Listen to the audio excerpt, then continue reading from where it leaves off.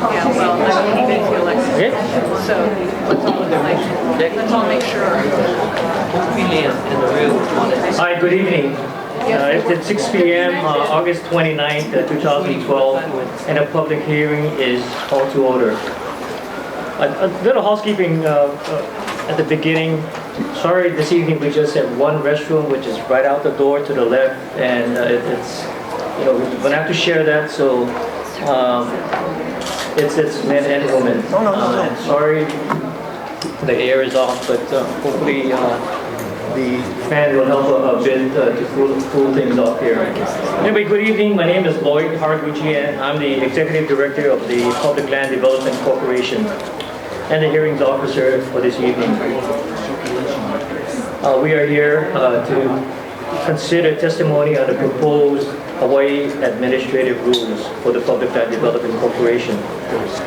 The proposed public hearing is to give the public an opportunity to their views, comments, and opinions on the proposed draft of the Hawaii Administrative Rules, Chapters 13, 301, 302, and 303. If you haven't done so, there's an attendance sheet outside, as well as a sheet to sign up for testimony. So if you haven't done that, it's out the door as you come in.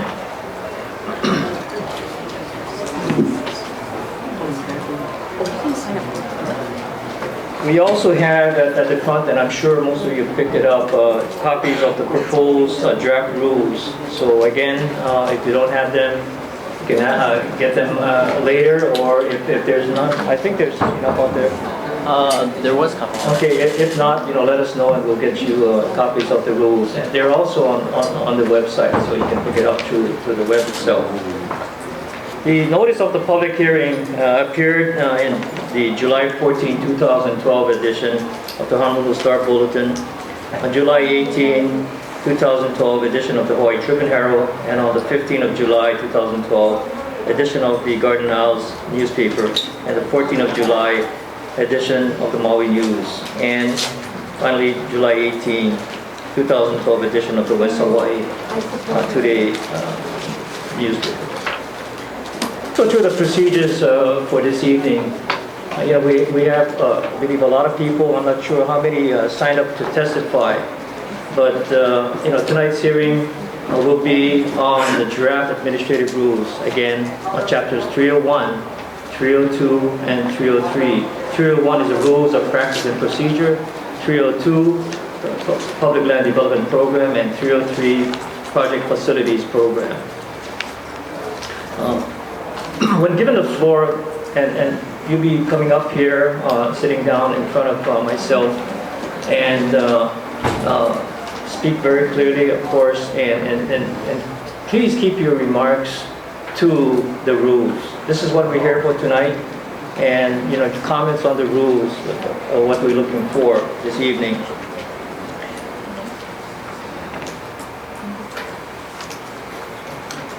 And finally, I think one of the most important things, we've been to many public hearings, and in respect to others that are here, everyone's here to, I'm sure, to testify or have something to say. So I ask that there be no threatening remarks, cursing, or disruptive behavior. This is really unacceptable. I think the people that sit next to you, whatever, I think you should demand that. I think it's fair. We're all here for a purpose. Whether you're for or against, or you have comments, but please keep your comments to the draft administrative rules.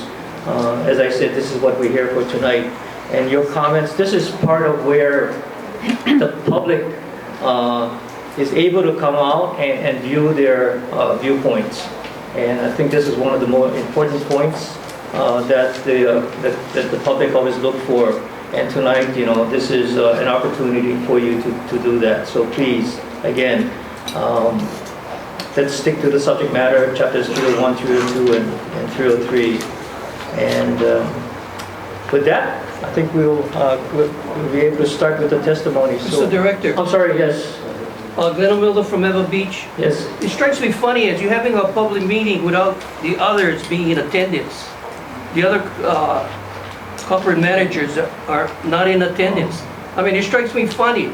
Well, And I think it behooves me to think that this is a public forum, and yet there's only you and you from PLDC okay, that are here to listen to us. Mr. O'Miller and the rest of the public. And I'm sorry I did not introduce Randall Decatur, who's on the staff right here.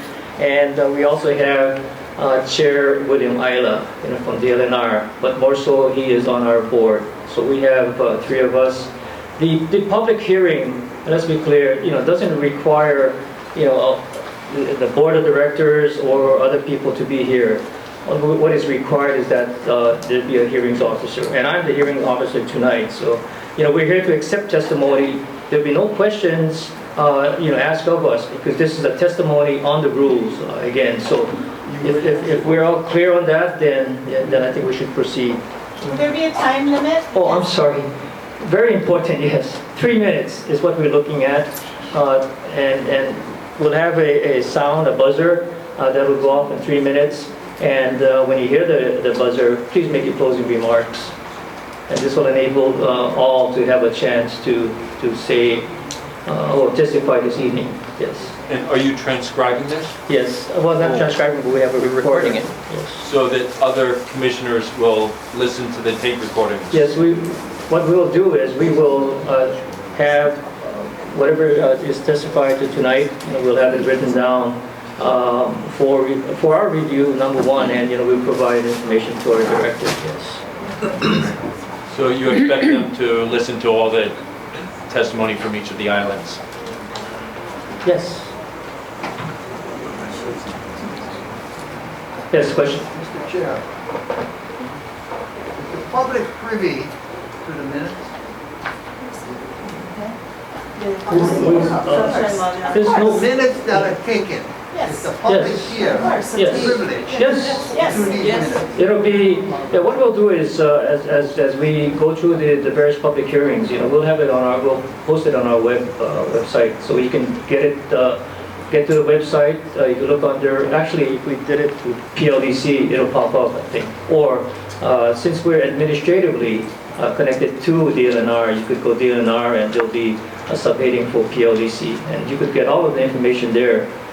Question and answers that have been reviewed previously on the various neighbor islands, as well as tonight's testimony. Thank you, Mr. Chair. Okay, thank you. So, yes. I would just like to reiterate your remark about being respectful to Yes. other people and not to make side comments. Yes. That's our kupuna speaking, and we should be respectful to him and listen, even if he doesn't understand what some of the things I are. understand, yes. Yeah, so So- please reiterate that so people can hear. Yes. Thank you. So that's why I answered it. Well, thank you. So let's start the testimony, and Randall will call the first one of two names, I believe. Mr. Hart, Yes. would you ask people to turn off their cell phone? Okay. I just said Yes, one please. thing. Your cell phone, you could turn that off or put it on silent. First person, Z Aki.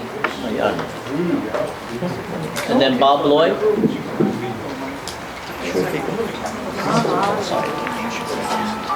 Oh, that's true. Is this a sitting thing? Yes. Right on. No, they don't. First up.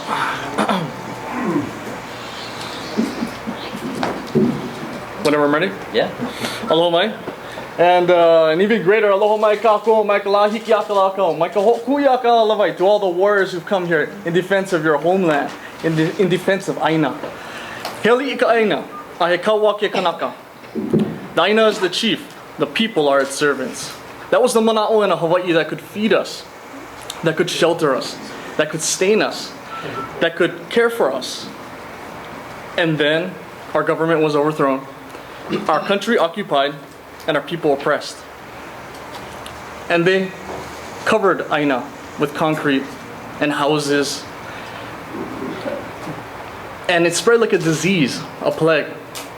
A disease that values urban expansion over the ability to feed yourself. A disease that values profit, money, exploitation, and greed over life. I grew up hearing the stories from my grandparents and my parents about what Hawaii was like. I'm upset because I can't relate to those stories. I'm upset because I can't share in those mo'olelo, because the Hawaii they knew is buried under miles and miles of tract homes and under mountains of concrete and asphalt. But what about our children? What about our grandchildren? Excuse me, Mr. P. I'm not sure if you heard me earlier. Tonight's public. Oh, I did hear you, and I'm making my point right now. Okay. What about our future generations of Hawaii? Are they going to look back at this block of concrete that used to be the most beautiful islands in the world, and will they be angry at us and hate us for destroying their world? Not while we have a chance right now to stop it. So my point is, I would like to affirm, and on behalf of Hui Makavalu and my immeasurable amount of aloha I have for the people of Hawaii, I affirm that Act 55 be repealed and the Public Land Development Corporation be abolished for the betterment of Hawaii. E mau ke o kaina i ka pono.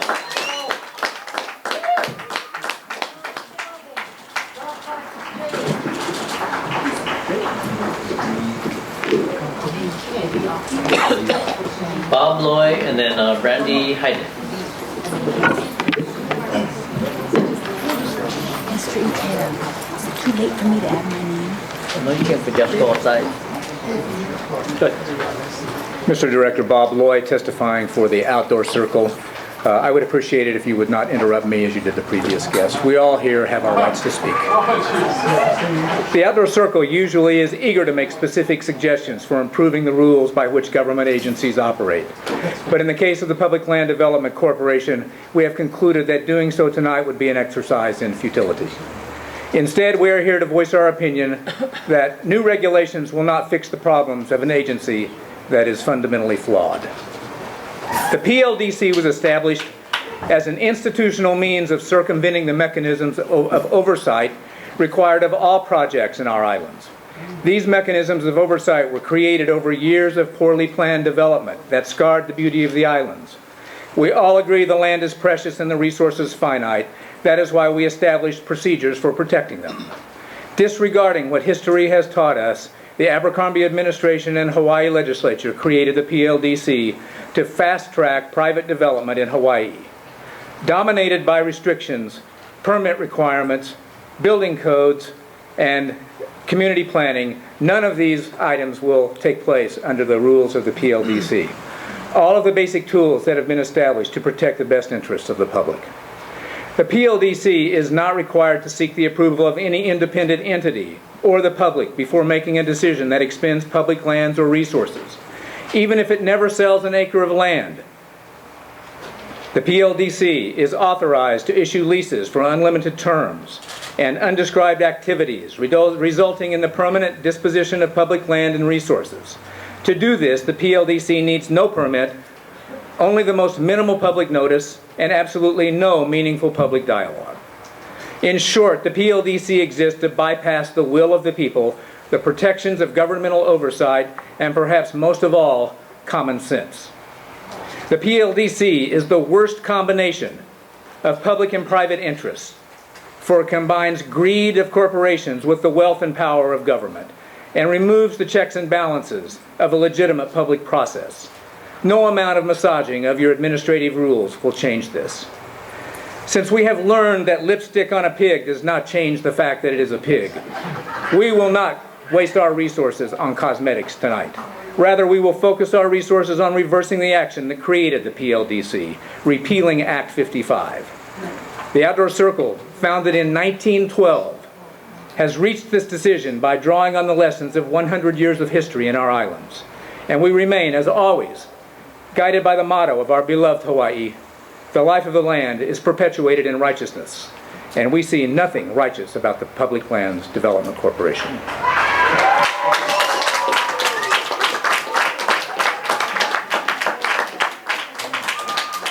Brandy Hayden, and then Andre Perez.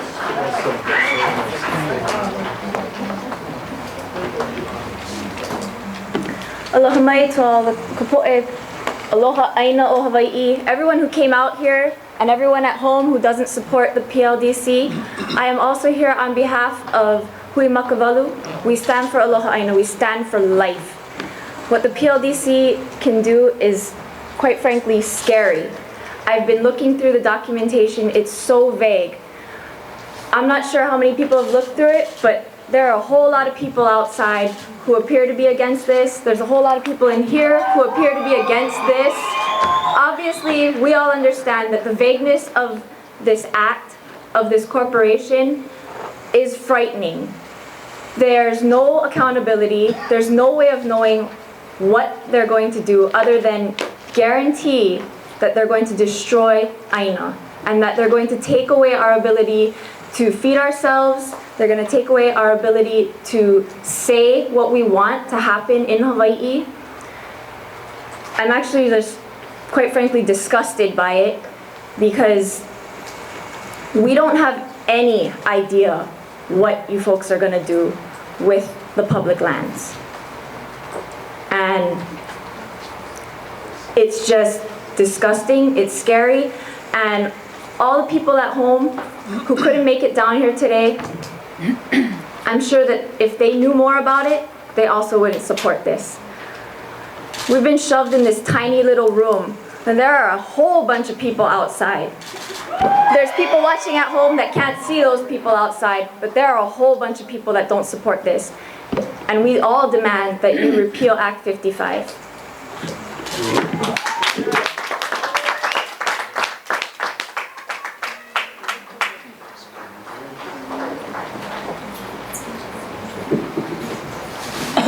Andre Perez, and then Mahealani Trau. Andre?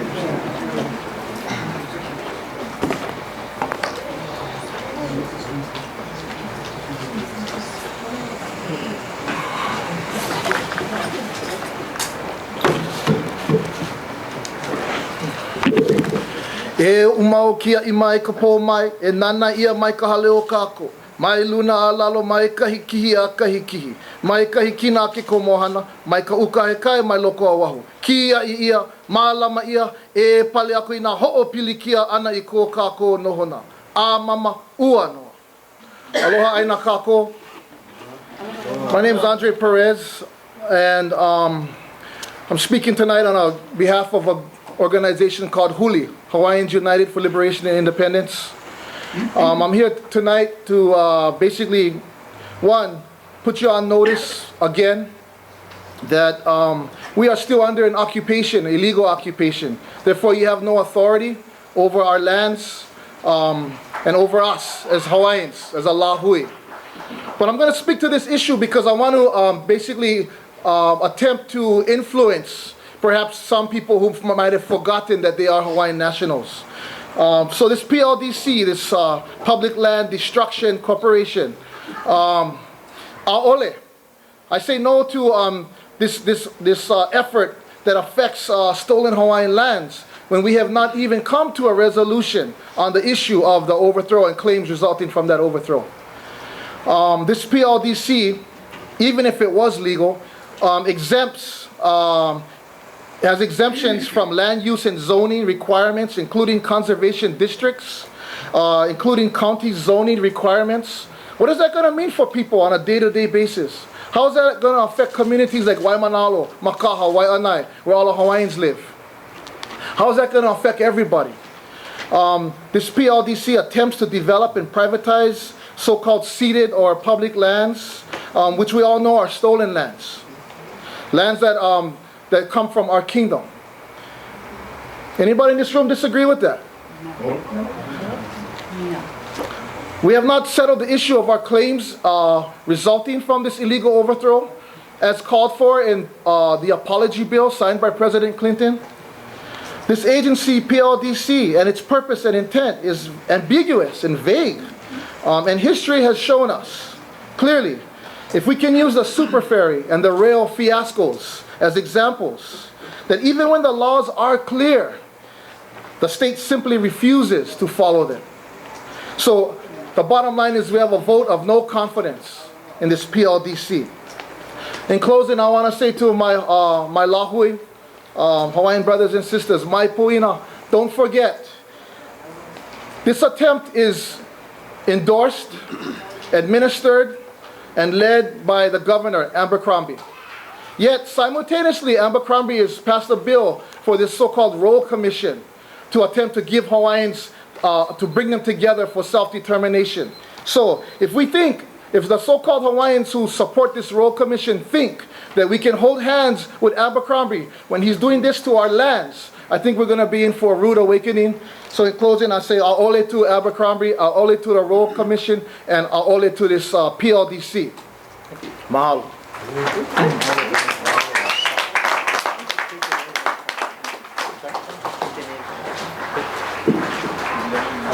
After Mahelani na mea ea. And then could you state your name again? Mahelani Traub. Oh, into the microphone.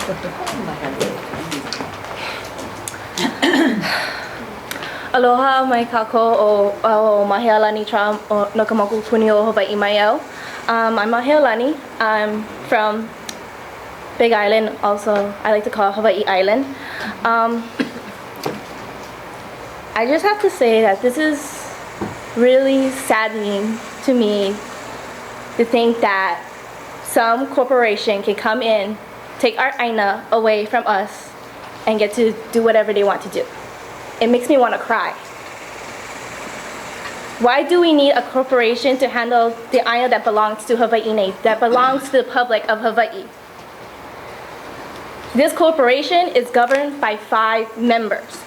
Why are there only 5 members has the authority to say that they can do whatever they want to our aina? Why can't the public decide what we want to do with our aina? We simply cannot allow this to happen.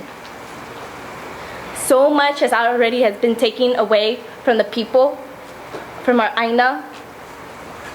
We do not need the PLDC. We do not need this. Public Land Development Corporation is a corporation just to take away our aina and to do what they want to do with it. I don't understand how this, Act 55 is not going to do any good, no good whatsoever. I'm here as a UH student of Manoa, here with Hui Makabalu, and we here want to repeal Act 55. Mahalo.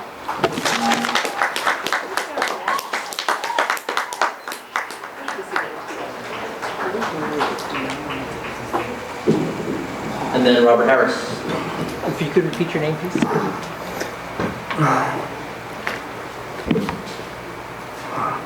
Wao na mea ea kia hinui me kahei kalani kakui hewa. Mai makupuni o Lahaina. Roa, my name is Namea Ea Hoshino. I'm from Lahaina, Maui. Yeah. And one of my things that came to mind, was our model. What are the things, the so-called Wa Mau ke ea o ka aina ko pono? You think of that, you think of that a lot. Because in our state, some of the things that is not pono. This PLDC, this kind of looks to us like it's a slap in our face for people. Because, we look at all these things that's going on, especially in Hawaii. There's Lahaina, there's a bypass. There's, a harbor extension is coming up in Lahaina. Lana 8 has those windmills that's planning to come up too. And now you guys want to use a public land for economic. And I think of it as, how are we gonna feel in our future? Like when my children come and they get to see all these things. You guys say that we're supposed to perpetuate the culture, the history of Hawaii. And since destroying the life of it. And that's the thing that you guys don't realize. That some of our people that is here, I'm here. And I have to suffer every day because of what we're going through. People in Waianae, Waimanalo, all living in, homeless because of what's going on. And now this issue has come up, yeah. And back in Maui, I've been hearing a lot of stuff, and you guys just don't get it. And how dare New Abercrombie try to bring this on the table? For me, no. Born and raised in Lahaina, my family taught me how to fish, to maulong the aina. Where are my children going to learn this kind of stuff? They can't learn this thing. What are they going to learn? How to build buildings? How will they? I'd rather live off the land, yeah, that provides me than living underneath you guys' roof. Because I'm tired of this. But I have to come out here to speak to you guys, just to make you guys understand, yeah, of what we're trying to protect our lifestyle. And this is the wrongest thing. And I hope you guys remember now that the things that we're fighting for, yeah, is more important than making the money. Yeah, mahalo.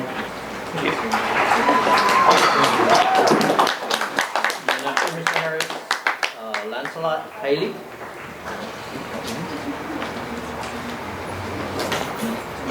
Oh, sir? That last one?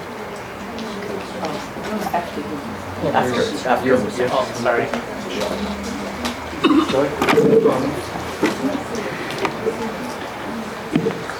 Good evening and aloha. My name is Robert Harris. I'm the director of the Sierra Club Hawaii chapter. I'm testifying on behalf of 12,000 members and supporters statewide. First, Director, I'd like to say thank you for allowing Olelo to be in here today. And second, I'd like to thank Olelo for filming and ensuring all the people sitting outside can hear and participate. And I can ask for a quick round of applause for Olelo for what they're doing.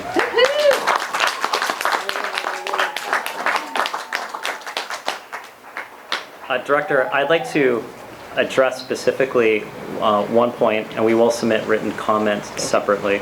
The one point is that there have been statements about the need and desire to be pro bono to protect the environment, and you're obviously hearing a lot of concern and comments specifically as to that. The one thing that we'd really suggest that needs to be done is to actually include or incorporate in the criteria for projects moving forward something that says that you will not allow projects that are going to have substantial adverse environmental impacts to go forward. This isn't uncommon, it's not unusual. For example, the Coastal Zone Management Act specifically has language to that effect. So it says, if this project is going to be substantially adverse to the environment, or we can say here also cultural resources, those projects don't move forward. And by building those protections and stating to the people of Hawaii specifically that we're going to expressly put that as criteria, you offer substantial protection and assurances that those type of projects won't go forward. I know that there's been references to Chapter 343. Chapter 343 is the environmental review law. What that does is it's an excellent tool for public participation. It's intended to disclose potential environmental risks. But that's all it does, is it discloses. So if a project were to, let's say, destroy every beach on Oahu, the Public Land Development Corporation could say, that's nice to know, thank you, environmental review, for telling us that, and then still decide to proceed forward. Which is why it's important to put specific criteria in saying this is how we're going to evaluate projects. And if there are substantial adverse environmental impacts, we're not going to go forward. And again, I think that would be a solid commitment to the public statement to say that you want to see good projects move forward and not bad projects.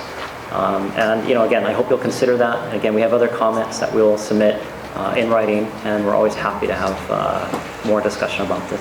Thank you. Thank you.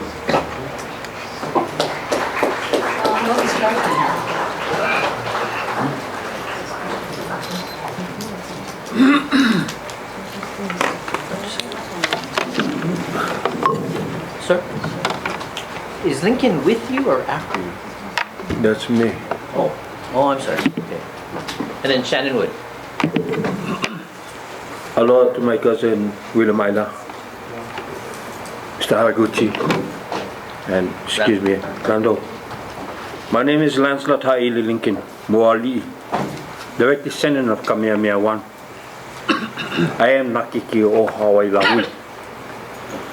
I have a very big problem with the PLDC being PLDC was not created for the people, by the people. I am very suspicious of this group, PLDC, for this reason. We all have to follow the law, even the governor. The Corporation Council on the Big Island has foreclosed on 2 of my family property, the Haile Estate, 3 years ago because of old land taxes. And still today has not given my family any monies. I wasn't going to come to this meeting today. I was going to go to another meeting in Haula to make sure the army clean the mess they make on our land. But I asked one of my friends, Mr. George Torres, to go and represent me there, being he knows a lot about this. He was the one who placed the first 3 barrels in Mako Valley to start the destruction of that valley. I'm here to request, not demand, request that you repeal Act 25. That's all I have to say. 55. That's all I have to say. Thank you. Mahalo.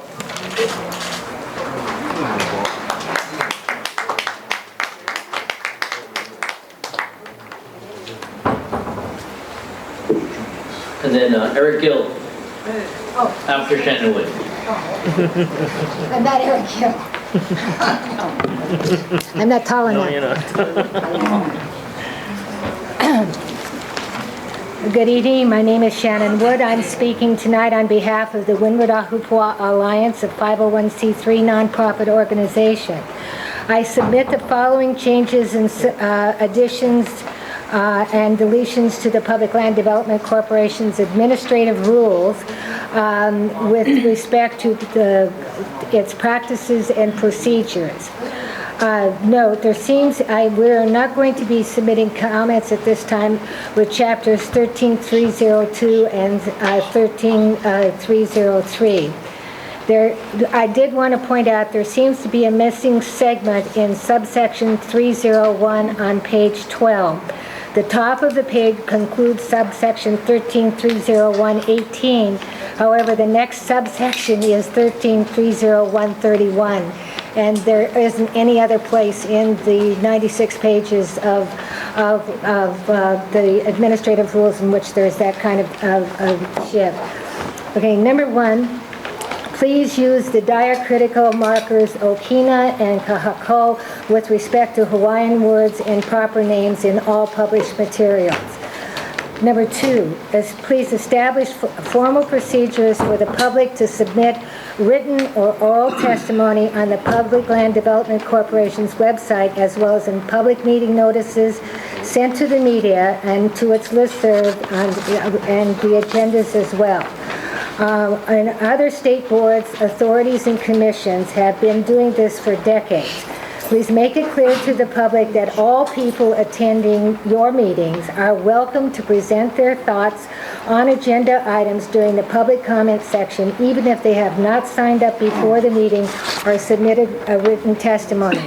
And here is the University of Hawaii Board of Regents meeting agenda from last week. Public comment period. Individuals may testify on items on this agenda during the public comment period. Please call the board office prior to the meeting or notify the secretary of the board at the meeting site.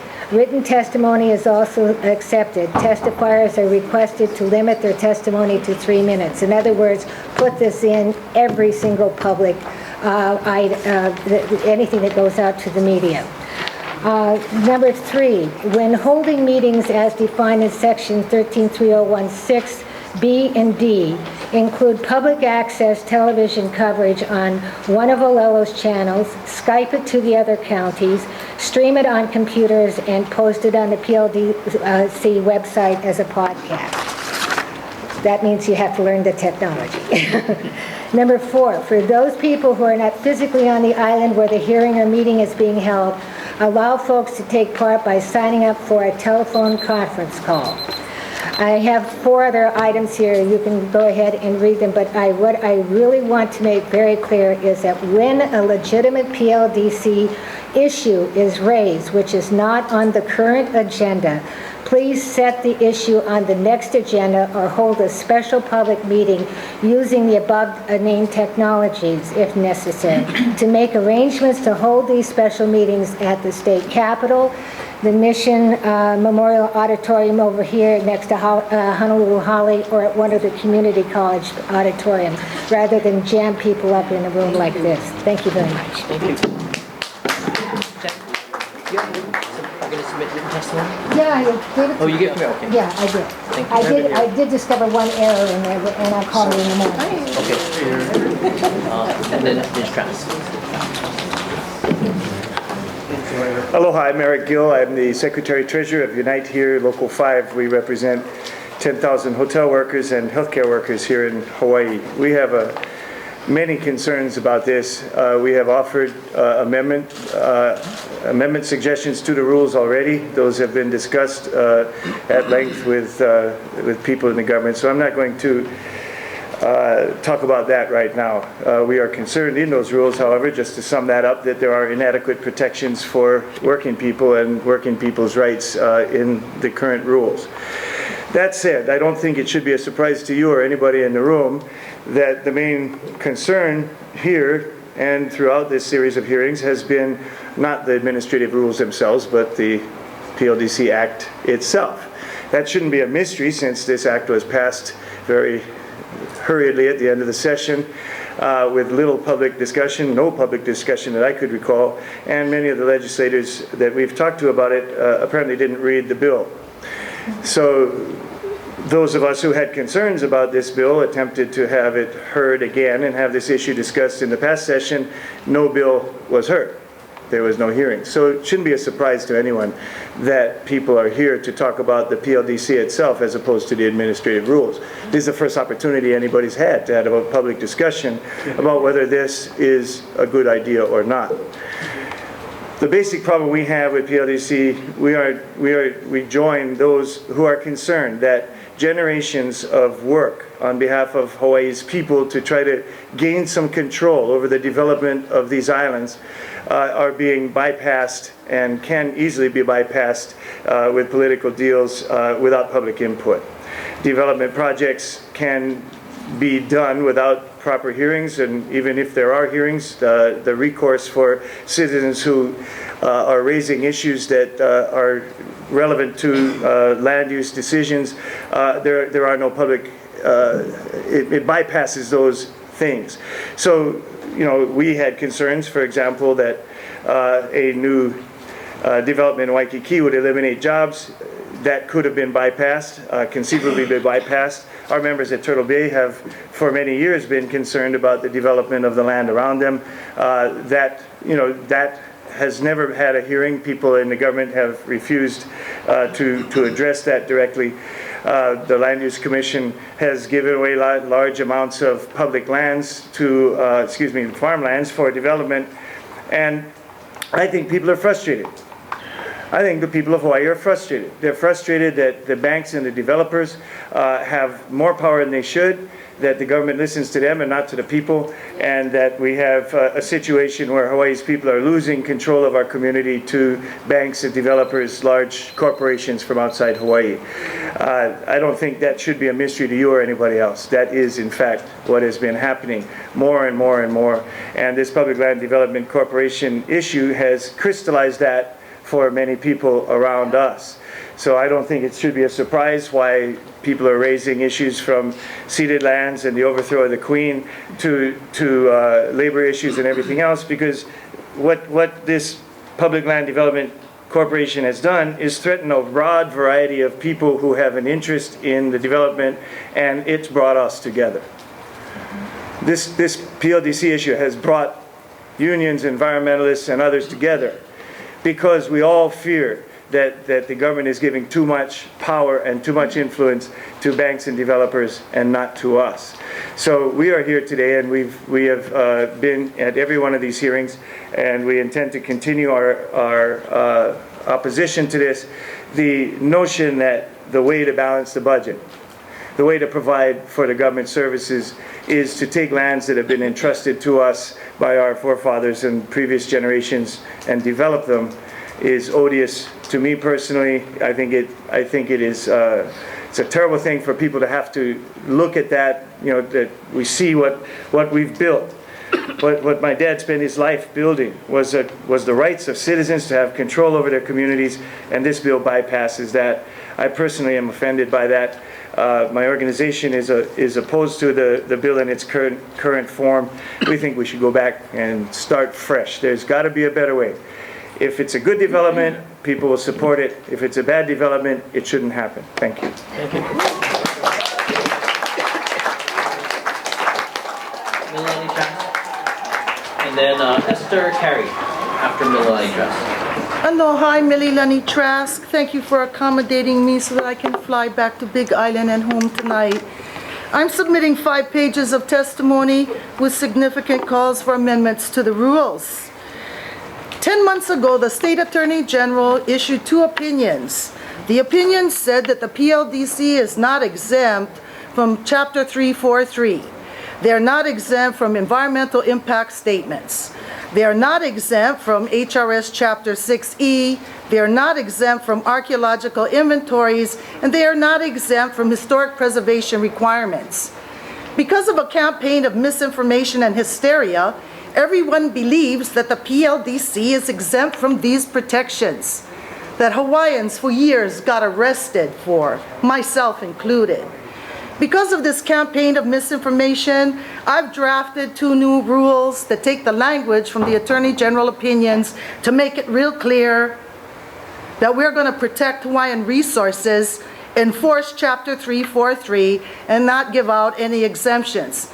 This was resolved 10 years ago in the AG opinion. For goodness sakes, let's use it now. I'm recommending a definition of the phrase culturally sensitive development. As I understand it, the problem was that nobody could figure out a way to protect our people's cultural resources under one legal regime. That is correct. I got arrested for this. Hawaiian burials are protected under the burial law. Trails and accesses are protected under those laws. Endemic species of plant and medicine are not protected like trails or burials. We have separate laws for that, just as we have separate laws to protect our heiau. I've written a definition so that we can move forward and get rid of the hysteria, and I hope that you'll take a look at it. I'm recommending significant changes to the purpose section of the law because the rules did not pick up the language from Act 55. Act 55 says PLDC can only move if there's economic, environmental, and social benefit for the people of Hawaii. Environmental issues are addressed in the AG opinions, but economic benefit and social benefit are not. And so I'm recommending rules to ensure that there is a benefit for the people of Hawaii, that there is a priority given to workers and labor from our state, to ensure that our workers will be hired, that they will have a clean and safe environment, that they will have a fair wage, and if they are injured, they will have workmen's compensation. I'm recommending language to ensure that businesses are Hawaii-based businesses, not foreign corporations or people coming from the continent, but businesses that are licensed to do business here so that we can benefit from it. For 2 years, we waited for the counties to come in. Now, the rules repeatedly talk about working with the counties. 2 years have passed, the counties haven't come in. We've been waiting for years on the Big Island for the county to figure out how to have a general election. They haven't figured it out. But the fact that the counties are not here does not relieve you from your obligation of insisting that the counties come in, interface on the general plan, interface on the Board of Water Supply and where water is on the neighbor islands and here. For this reason, I'm suggesting a process to bring the counties in, and I'm sending it to our county council. We can't even have an election there. You don't think for a minute they're going to be able to respond to you.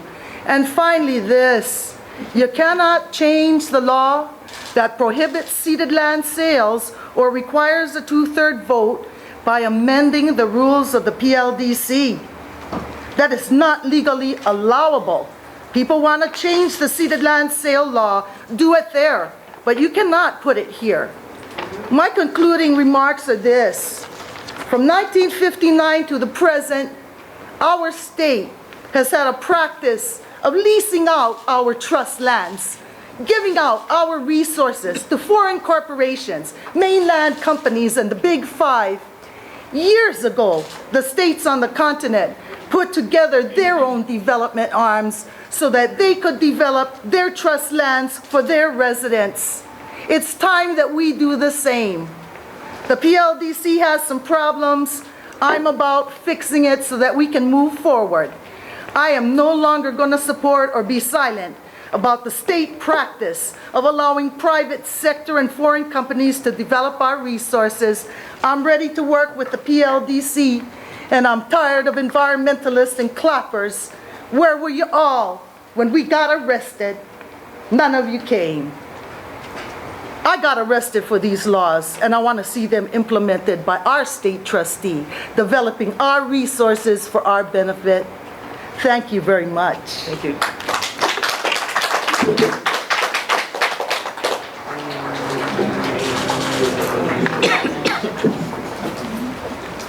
Esther Carri? If you could repeat your name. And then Allison Lum. Hello, I'm Esther Carri, a mother and a grandmother. I live in Salt Lake for 20 years now. I work at the airport, and I'm renter now. I have to work 2 jobs just to get by for daily basis. This past summer, I participate in the launch of a movement they called IKEA. IKEA is about working people, like me, sticking together. I went door to door for 12 hours a day, 6 days a week for 7 weeks, and talked to thousands of people in the community. And people are frustrated about our broken political movement system. For people like me, we need to take the power back for the people so that government work for us, not just for the politician, big corporation, or money interests. People in the community are frustrated about our broken politics because the corporation like PLDC. That's why I'm here to speak with you. Why are we even here today? PLDC is a broken, and the rules don't protect our interests. Why do we have government if they don't listen to their own people?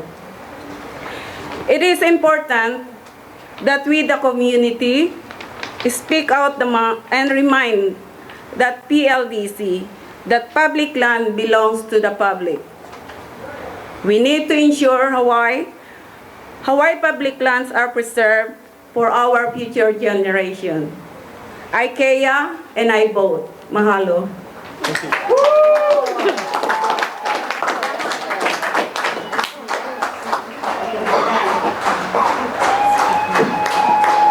And then Jocelyn Doe. Good evening. My name is Allison Lum. I live in Pololo Valley. I'm a part of the arts and the music community. Also, for the past 7 weeks, I participated in building a new political movement called IKEA to take back the power into the hands of working people and everyday people to reclaim Hawaii for the people. We went door to door and we talked to thousands of people, specifically 12,000 people, or 12,000 voters. Everywhere we went, people are distrustful of the government, distrustful of politicians. They're tired of politicians breaking their word, false promises. People have seen their lands be taken away, sold away to developers from the mainland. Locals don't get good, sustainable jobs, while corporations get handouts and bailouts. And people are, quite frankly, disgusted. And we all live here on this island together. You know, we would like to think that we can trust our government and you folks as well, but unfortunately, history has shown us that we can't.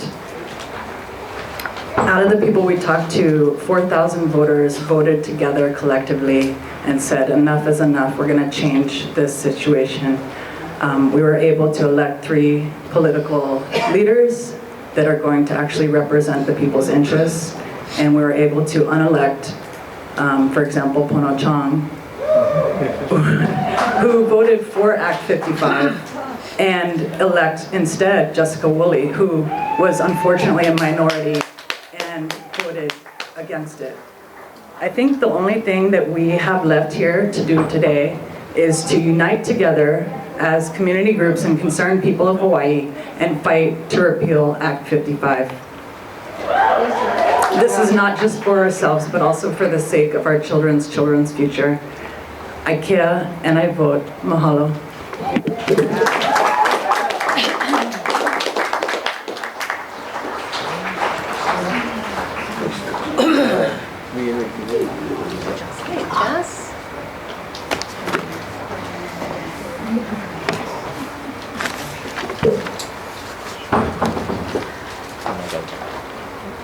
Ready? Aloha. The Office of Hawaiian Affairs appreciates this opportunity to testify today on the current draft of the administrative rules. My name is Jocelyn Doan. I'm the Senior Public Policy Advocate at OHA. In April and May of this year, OHA submitted an initial, in writing, initial and specific amendments to the working draft of the rules. Unfortunately, most of our suggestions were not included in the draft that's now being circulated, and the reason why we're here today. So we just wanted to reiterate very quickly that OHA believes that the rules should reflect the corporation's responsibilities to protect public trust assets, Native Hawaiian traditional and customary practices, and the resources and environment that are critical. In the last couple of weeks, the Hawaii Supreme Court has once again reaffirmed that the state and all of its agencies, including this one, has affirmative obligations to Native Hawaiians. So due to the nature of the PLDC's powers and exemptions, the ones that it purports to have as a result of the statute that created it, the PLDC sometimes is going to be the only state agency that reviews, analyzes, approves, or denies a project. And so these administrative rules are going to be critical for the protection of Native Hawaiian traditional and customary practices. The purported project exemptions remove important planning and management tools, opportunities for meaningful community input and planning, and a plethora of enforcement mechanisms that assist decision makers like your board in fulfilling their affirmative obligations. We concur with the PLDC that it's not exempt from Chapter 343, Hawaii preservation laws, historic preservation laws, and Article 12, Section 7 of the Constitution. Unfortunately, even when projects are moving forward and there are adequate enforcement mechanisms applicable, state agencies often fail to ensure adequate protections, and we need to go to court to make sure that they follow the law. Native Hawaiian traditional and customary practices and the natural resources our people rely upon are critical not only to Native Hawaiians' immediate well-being, but to the very survival of our culture and way of life. Our culture lives and thrives in the practices that tie us to these islands, to our ancestors, and to each other. Our traditions and culture, our spiritual beliefs, and our very existence as Hawaiians are inextricably intertwined with the land, water, ocean, flora, and fauna of this place. So, in conclusion, we just wanted to reiterate what we've been saying from the beginning. If the PLDC is going to move forward, it needs to establish sufficient protections and criteria to assist the board in making appropriate and culturally sensitive decisions. Mahalo.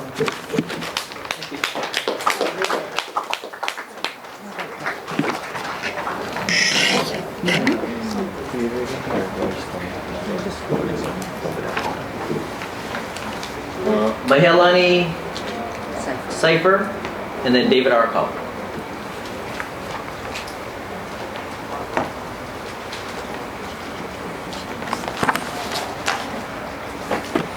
Aloha mai kako. Aloha to everyone in the room, as well as members at the table here.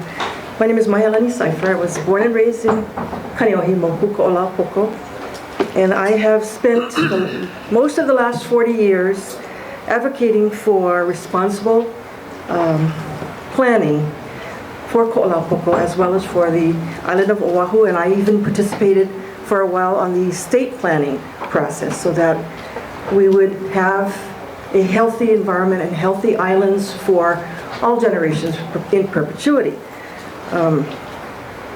Our kuleana, yours and mine, and ours, is really to make sure that these islands are safeguarded forever and ever. And the decisions made by your Public Land Development Corporation can either enhance that future for our islands or it can impair that future. So I'm a little concerned. I have presented written testimony on behalf of the Oahu Council of Hawaiian Civic Clubs, but I'm speaking right now as an individual. The original purpose of this bill, I think, was supposed to be to raise some revenue for operation of the Department of Land and Natural Resources. And that's an honorable, intent, but I think it got lost along the way. For one thing, our state taxes are supposed to support the DLNR's operations. They shouldn't have to go out and find money to sustain themselves. I think that's kind of not responsible logic. So the creation of PLDC was supposedly to help the DLNR, but actually it's going to force the DLNR to break its trust to protect lands. Under the state constitution, that's the purpose of the DLNR, is to safeguard in trust the natural resources of the island. So it's kind of a contradictory function to have the PLDC. I don't know how you folks can work this in a harmonious way. There's going to be a conflict, and I feel sorry for poor William Aila who has to deal with that. I don't know. There's a phrase in this rule. What is this called? This is Public Land Development Program, and it says that the PLDC can initiate by itself or with an eligible developer for the development and implementation of public lands optimization projects. Okay, in all of the definitions, in all three sets of rules, I don't see optimization defined. Now, if I were sitting in William's seat, I would think sometimes optimization means I want to keep the forests, I want to keep the watersheds, I want to protect the bays, I want to protect the ocean waters. I would be worried about runoff from development that could harm these resources. So for me, that's optimization. So that's just the way I see it. So I would see there's inherent conflict here. I'll finish up real quickly. We believe that we all hold the public trust, both the public and you guys in the state. And we hope that you will realize that if this comes before the legislature next session, your jobs may be shortened because it might not work. It might not work. We got to find a way that works. There needs to be a balance. That's what Pono is all about, a balance. We want healthy islands. We want people, the communities, to sustain themselves. So we have to find the balance. That's why there's a state plan. That's why there are county sustainable plans, to find that balance and to not allow development with relatively little controls. We actually need the red tape to safeguard generations to come. It's not about us guys in this room today. It's about 7 generations ahead of us. That's what we're supposed to be planning for. So we hope you'll keep that in mind. And we apologize if you're out of a job next year, but I'm sure you won't want the headache anyway. Thank you very much.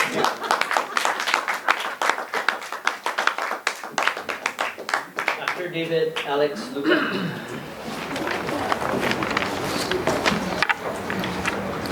Aloha everyone, and good evening, Mr. Haraguchi, Chair Aila, Mr. Ikeda. My name is Dave Arakawa. I'm the Executive Director of Land Use Research Foundation and testifying on behalf of LERF.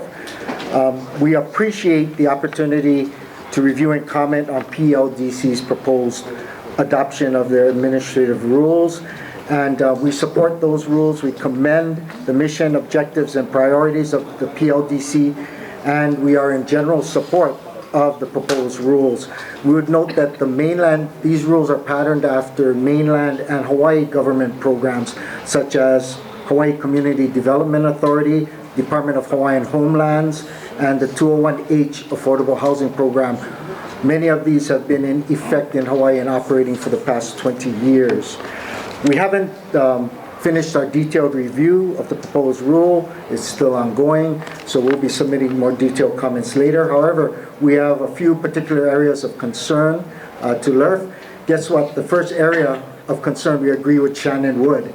And that would be ensuring to the extent possible that the proposed procedural rules which seek to provide for public input, transparency, and an efficient process for PLD proceedings and determinations are consistent with applicable rules of other similar agencies. Other agencies have these types of public hearings, have these types of approvals, so we can learn from that. They work. Second, confirming that the proposed PLDC processes and rules reflect relevance, reasonableness, and appropriate understanding of the processes relating to environmental, renewable energy, development, and financing.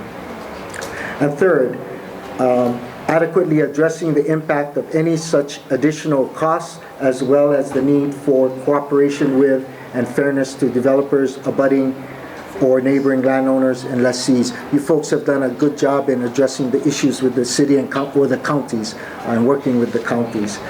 In closing, we appreciate the PLDC's consideration of these comments. And again, we're in support of the proposed PLDC rules. We'd be more than happy to work with the PLDC and other interested parties to further develop and refine the proposed new rules. Thank you very much. Thank you.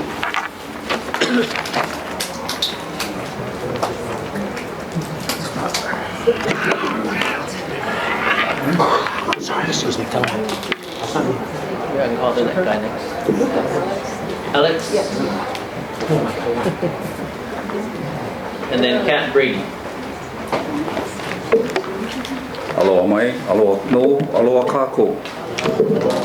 I would like to thank everybody for coming out to my party. But you know, I'm a little bit saddened that although the department is stressed for cash, this Act 55 actually puts more stress on the very mission statement of DLNR. It violates everything of the DLNR, what the purpose for having DLNR. But I just wanted to provide a little information in case people don't understand what's going on. I have an old newspaper article from Honolulu Advertiser, March 12, 2000, page B3. It's an article called Justice Memo Shows United States Never Legally Annexed Hawaii. John Gomez's February 27 opinion essay about the Supreme Court decision in the Rice case rests on his belief that what, quote, was annexed to the United States in 1898 was the Republic of Hawaii, not the Kingdom of Hawaii.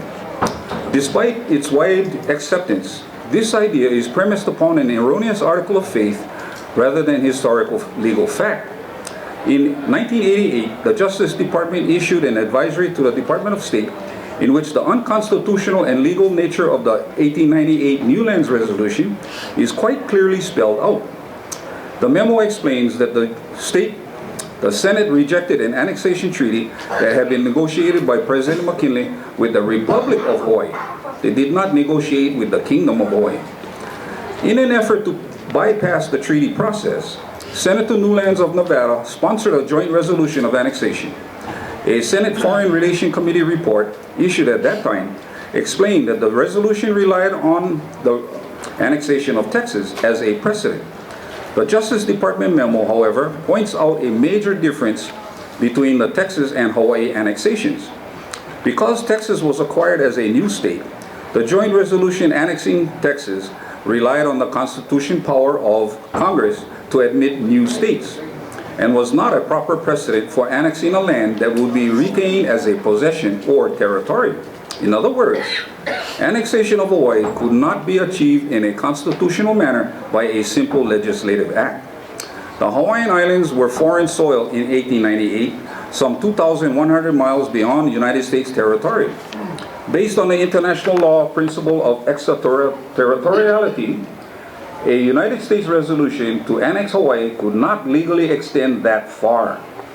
The 1988 memo fails to identify any provision in the United States Constitution or any principle in international law which could have provided a legal basis for the United States to acquire Hawaii by joint resolution. In fact, the memo says that during the annexation debates, Congressman Ball characterized the effort to annex Hawaii by joint resolution as, quote, a deliberate attempt to do unlawfully that which cannot be lawfully done. unquote. The Justice Department memo enables us to arrive at a number of conclusions. No annexation of the Hawaiian Islands ever legally occurred in 1898. The territory, the quote, territory of Hawaii, unquote, was not established in 1900, despite congressional legislation purporting the contrary. The statehood vote was an attempt to hide an illegal act that began in 1893 with United States complicity. And the indigenous Hawaiians, nearly all of whom opposed United States annexation, and most of whom did not become citizens of the so-called Republic of Hawaii, have never been rightfully subject to the United States Constitution. This means Kanaka Maoli still have an inherent right to self-determination. By virtue of that right, they may freely determine their own political status, including the option of independence, and freely determine their economic, social, and cultural development. So gentlemen, or the general public, be aware this is a third-party action. It does not affect the first and second party, was the Kingdom of Hawaii and their people. Right now in town, we have a process that was reinstated. It's now a lawful government. And I invite all of you people to come home to the proper authority and be lawful for once. Thank you very much.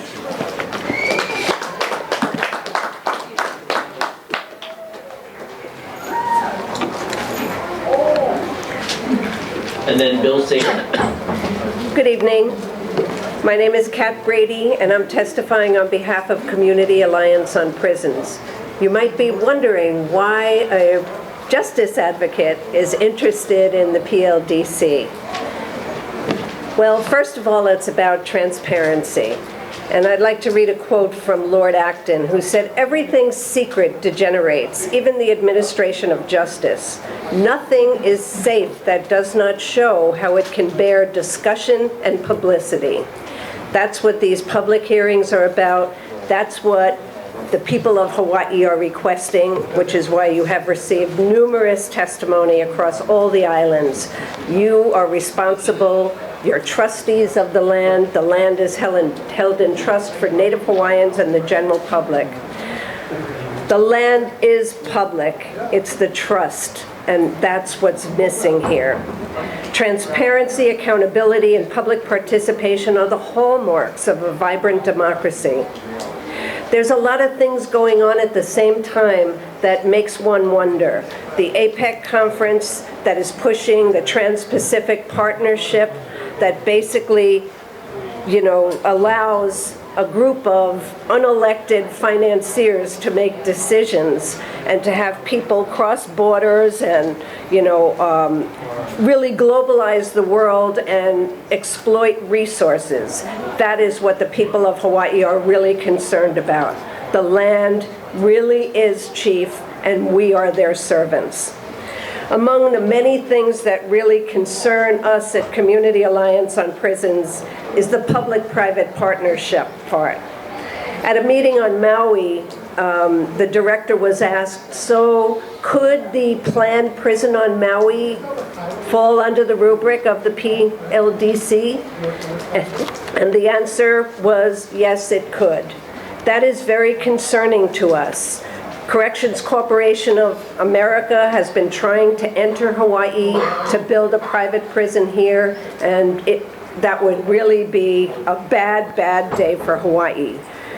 We're painfully aware that Corrections Corporation of America, a rich, non-union corporation that profits from misery, has been anxious to come here. Hawaii has little experience dealing with the high-priced attorneys who negotiate these deals every day.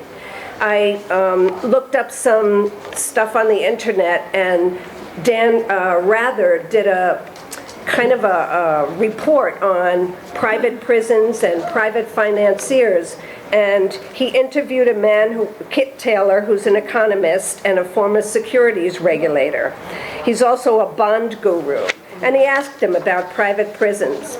And what Taylor told him was, you got unemployment, you got issues. This is how the private prisons come into communities. They promise all sorts of things. Don't worry, we'll handle everything. And one of the problems is they've left many communities millions of dollars in debt.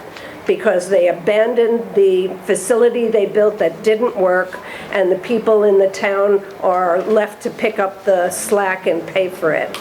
Native Hawaiians are the largest population in our prisons and jails. Community Alliance on Prisons finds it really ironic that a legislatively developed corporation could exempt themselves from laws that have such broad social impacts when the majority of our people in prison are low-level offenders, and they're in prison.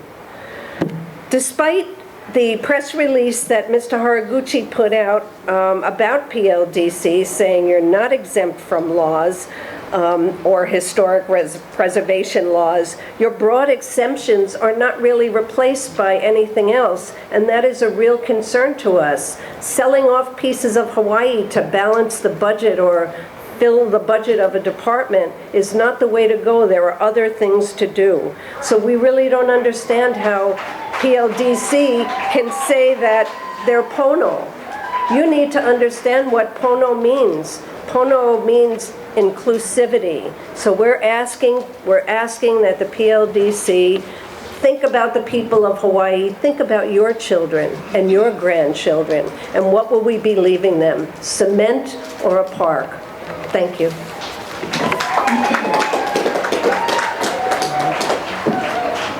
Mr. Steele? And then Henry Curtis.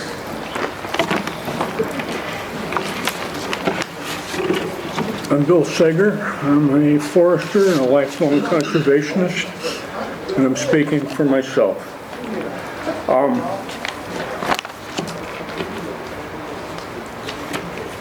I support most of the testimony that has been given here tonight, and I will work for the repeal of Act 55. I ask that everyone who is listening take every advantage they can to meet with their legislators in public meetings and ask them what their position is on the PLDC. We're here to discuss rules, so I want to get specific. Your addressing of environmental and cultural issues is extremely weak. I could only find mention of project guidelines in 13.302.31c and in 13.302.29e, and those are a place where you can emphasize cultural sensitivity and environmental impact mitigation. And I suggest in the last sentence of each of those sections that you change that sentence to say that the administrator, rather than may, shall invite comments from appropriate agencies in review of a project proposal. And I would suggest that agencies include nonprofits and other interested entities. And invite comments from appropriate agencies in the review of project proposals for cultural sensitivity. This is added, cultural sensitivity, comma, environmental impacts and mitigation, appropriateness, technical compliance, and feasibility. So I'm adding those two phrases. That's specific. In general, I'm concerned that the rules are not specific in areas that provide for transparency, define what qualifies a property for assignment to the PLDC. I ask how will regional infrastructure needed to support projects be financed?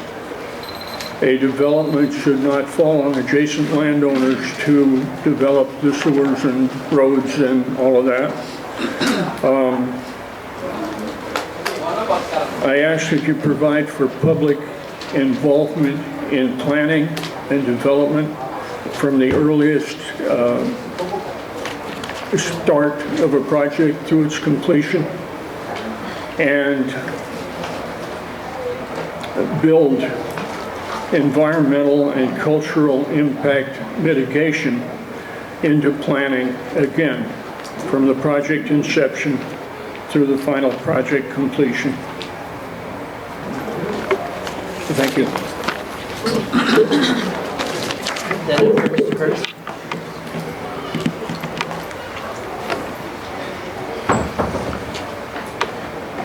Aloha.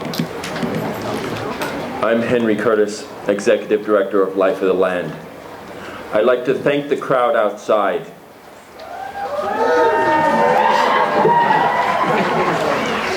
I'd like to thank Olelo and the other media that are here covering this event.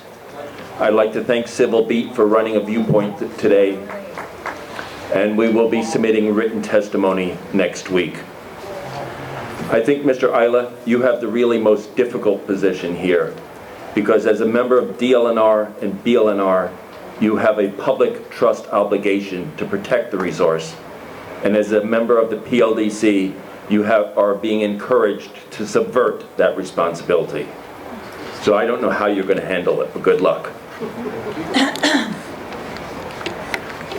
When the Act 55 was going through the legislature, we asked legislators, you have some projects you wish to exempt. You have some projects you wish to speed up. Why don't you just name them so we can determine if there are impacts on them and maybe come to a win-win situation? And we're always told, no, we have really vague plans and we have no idea what we're doing, but there's something coming. That's a bunch of bull.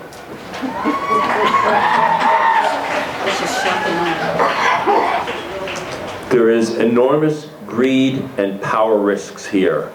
The Wall Street meltdown should have taught us that unrestrained greed is always available and has to be regulated, or society runs enormous risks. Act 221 should have taught us the same thing. We gave corporations tax breaks for jobs. We allowed them to secretly say they were meeting those job specifications, and nobody actually saw any jobs being created, but we saw a lot of tax breaks for corporations. Some corporations have been identified, some haven't. There is enormous opportunity for risk, and therefore there must be sunshine, there must be transparency, there must be accountability. That is the true role of government, to protect the public trust. Thank you.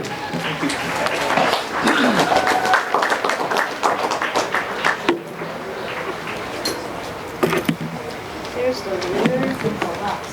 Right on the stage. And after Mr. Frankel, Cynthia Resents. Good evening, my name is David Frankel. I'm with the Native Hawaiian Legal Corporation. You're seeing a lot of outrage and anger, and there's many reasons for it, but I want to identify two.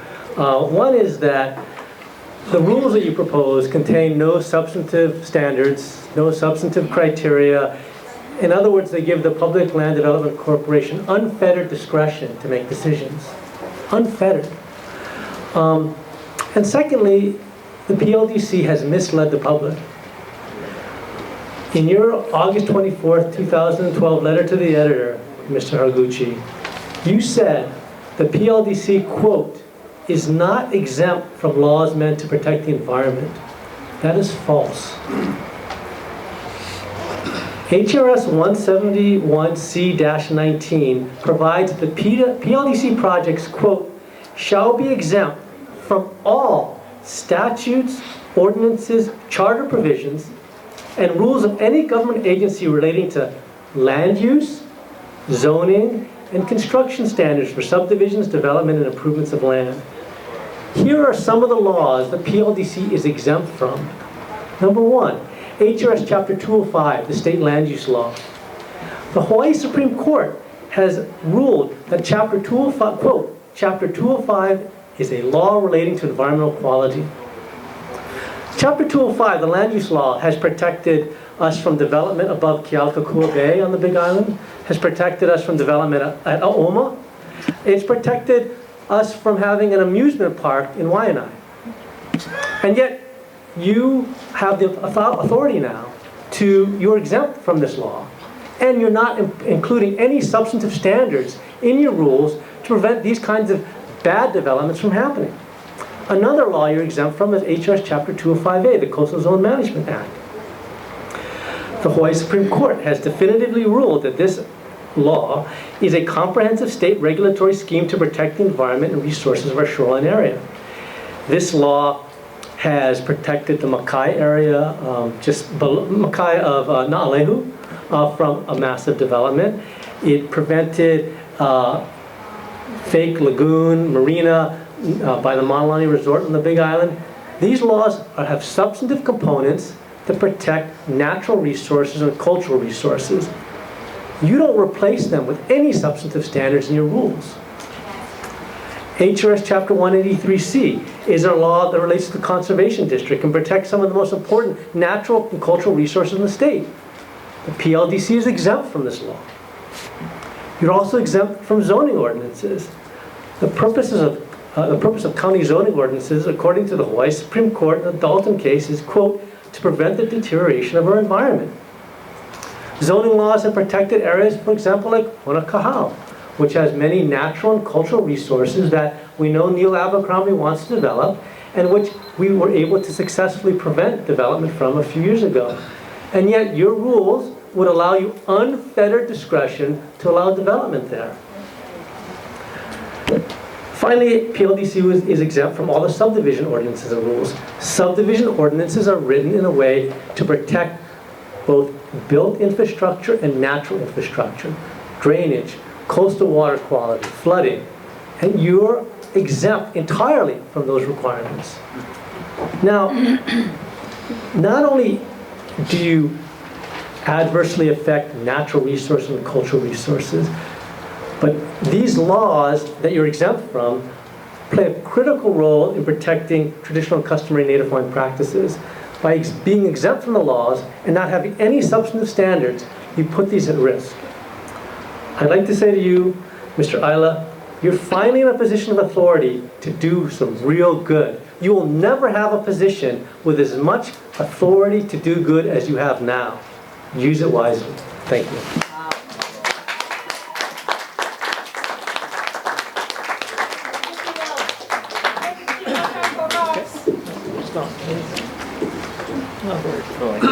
Cynthia, so she's and then you can go after that.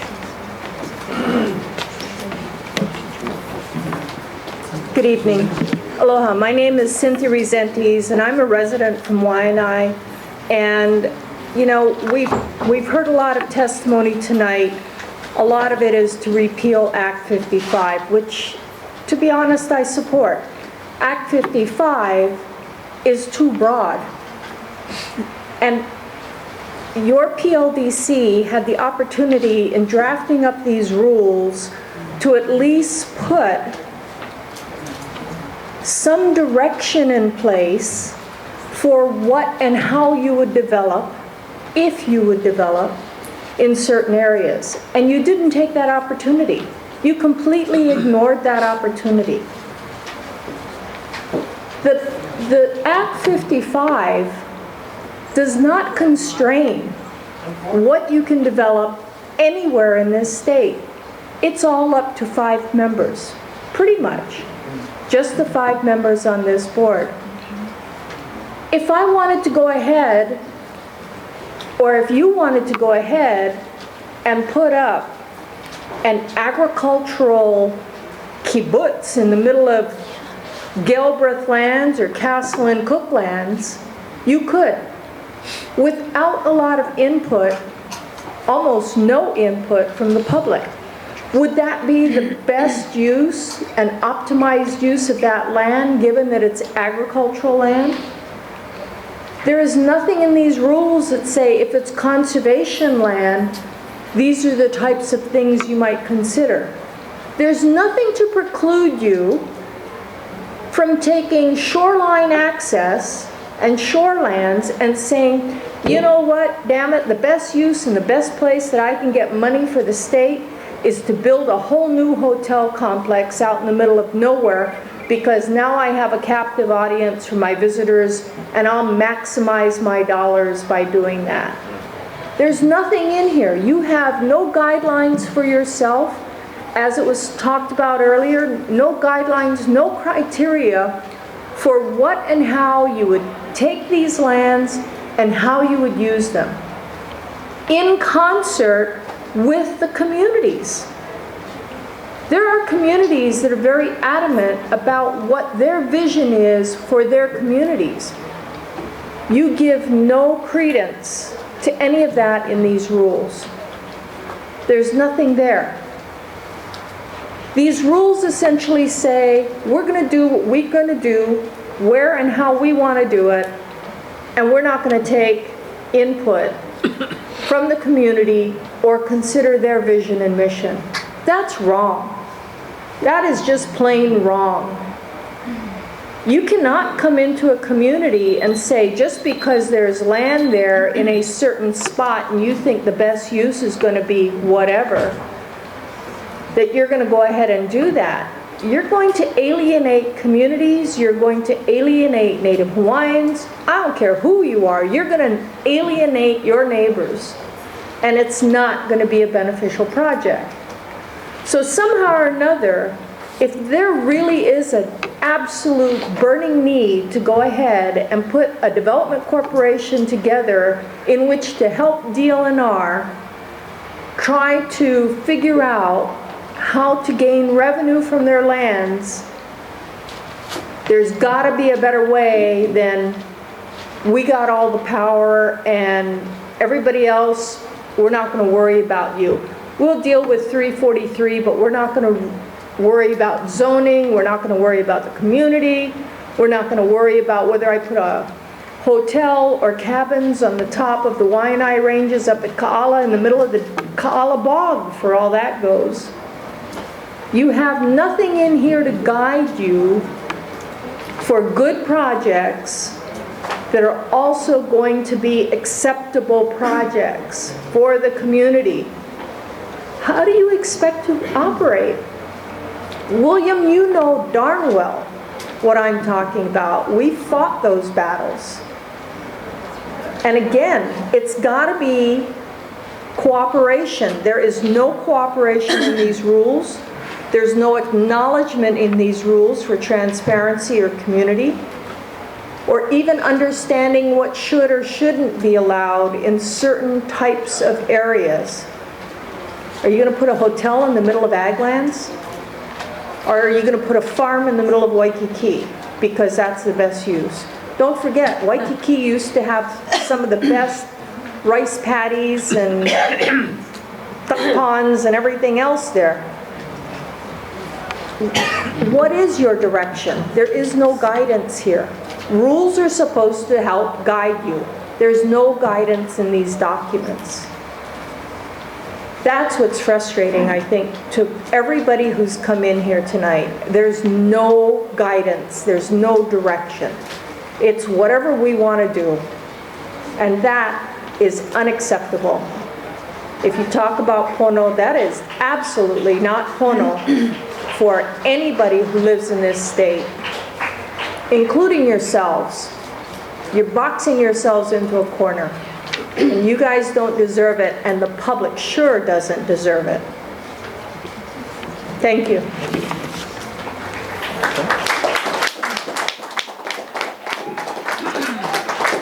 Calo Pike? I'm up now. Calo? Yeah. Yep. And then Sherman Wong. Hello, I'm Calo Pike, and I'm here on twofold. First is our concern from our Alakakai Trail Association. That is the trail that is 177 miles that stretches across from Kohala out to Puna. And we are very concerned about the PLDC in its current form and the rules that guide them. I won't go into that right now, but we are very concerned that there is not enough.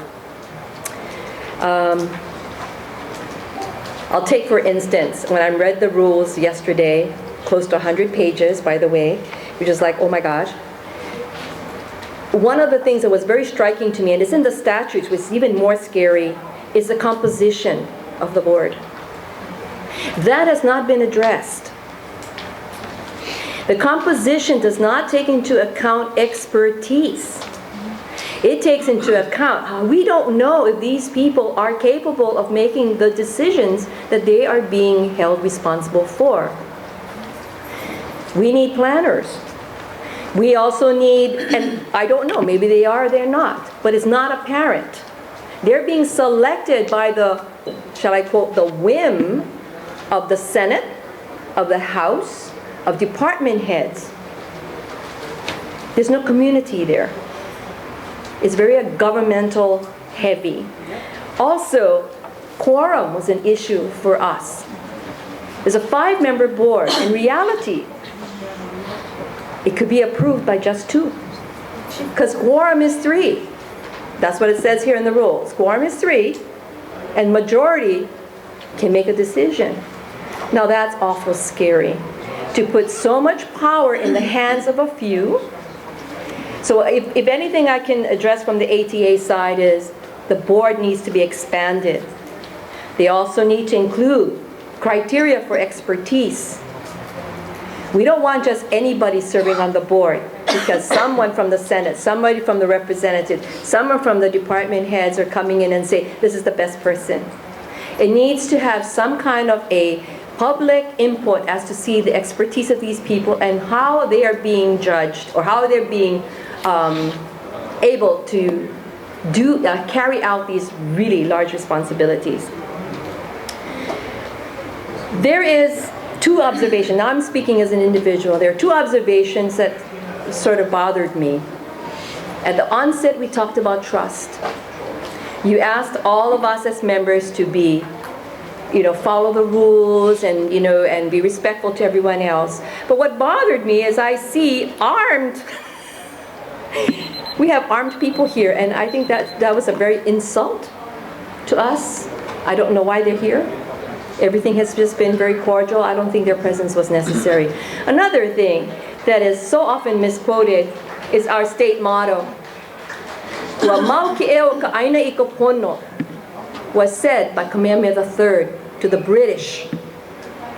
And it said, in quote, it was right for you to give us back our land. So why are we using this as a motto when that's not our directive? Instead, I see it being taken away from us as a people.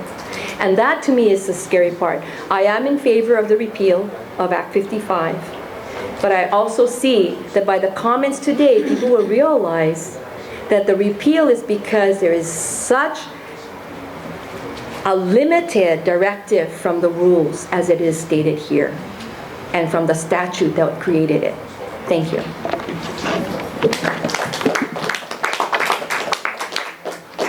And then after Sherman, Johnny May.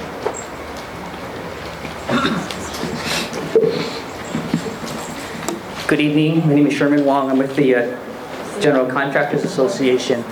We're here to testify in support of the rules. We know that there are concerns as addressed this evening, and we trust that the PLDC still stands by the testimonies, and hears what the public has to hear. We understand the PLDC is not above the law, similar to what my friend David Arakawa said earlier in the large testimony. There are processes that still need to be abided by, such as state planning and state planning and city planning compliance. And so, we see those things in the rules, and we acknowledge that they're present there. So we think if the correct product procedures are in place, we can have some responsible projects out there. We see the need. Maybe it doesn't have to do with rural development. It could be urban redevelopment, and we see there's a lot of projects in harbors and in schools, or even schools that are closed down in communities that there's potential for really good projects to occur. And so we'd like to work with the PLDC to kind of work through those priorities and see which kinds of projects within your land inventory are the ones that are best for the community, identifying the ones that will not work for the community, and focus on those that are doing good for the community. Once again, this is GCA. We're testifying in support. Thank you for your time.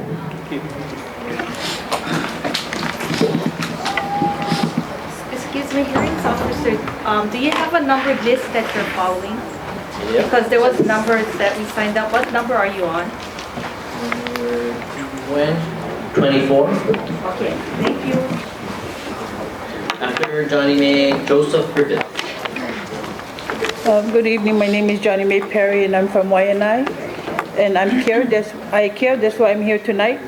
I want to make reference to Mr. Haraguchi's editorial section. It says PLCD does not have the power to sell public land without prior legislation approval. That's going to happen. PLCD is not exempt from laws meant to protect the environment. That's going to happen. PLCD projects would solicit input from the public. However, in your article, you didn't put the address, the date, the time of tonight's meeting, Kauai Oahu's paper, no more address. I have to go to your website. So apparently you guys don't want public input because it wasn't stated. I repeal Act 55. Chapter 19 in the school, bully. This is what this is all about. It's about bullying. We're not Chicago. We're Hawaii. This is not Chicago. So we teach the children not to be bullies. We need to teach you guys not to have this act in Hawaii. And I was told to come early and speak my piece. You guys just going to formalities. Is all what the governor want to do. That's the bottom line. And to protect you guys' job, I understand that. But you don't have to be so underhanded. When Linda Lingo did not do the EIS for the super ferry, oh boy, everybody chopped her neck. Now look, who's chopping you guys' neck? Because you guys are all one party. Who's looking over you guys' shoulder? Nobody. But when she was governor, everybody looking at her shoulder. Let's play fair here. We don't allow bullying in school. We don't allow bullying in government. Thank you.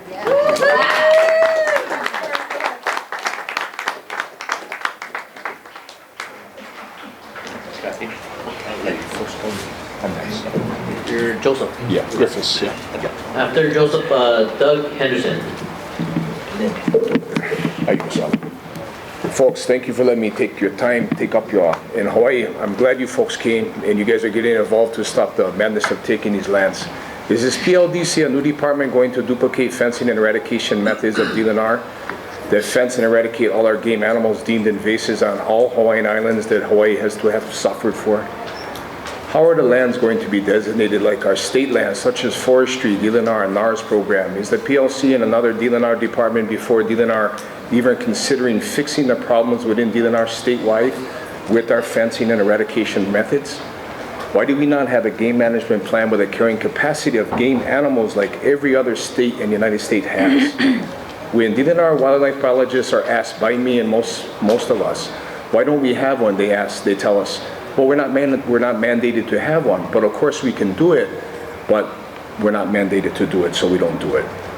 So we ask again, and why is there no overseeing of the state lands that have been taken and causing the harm to the land?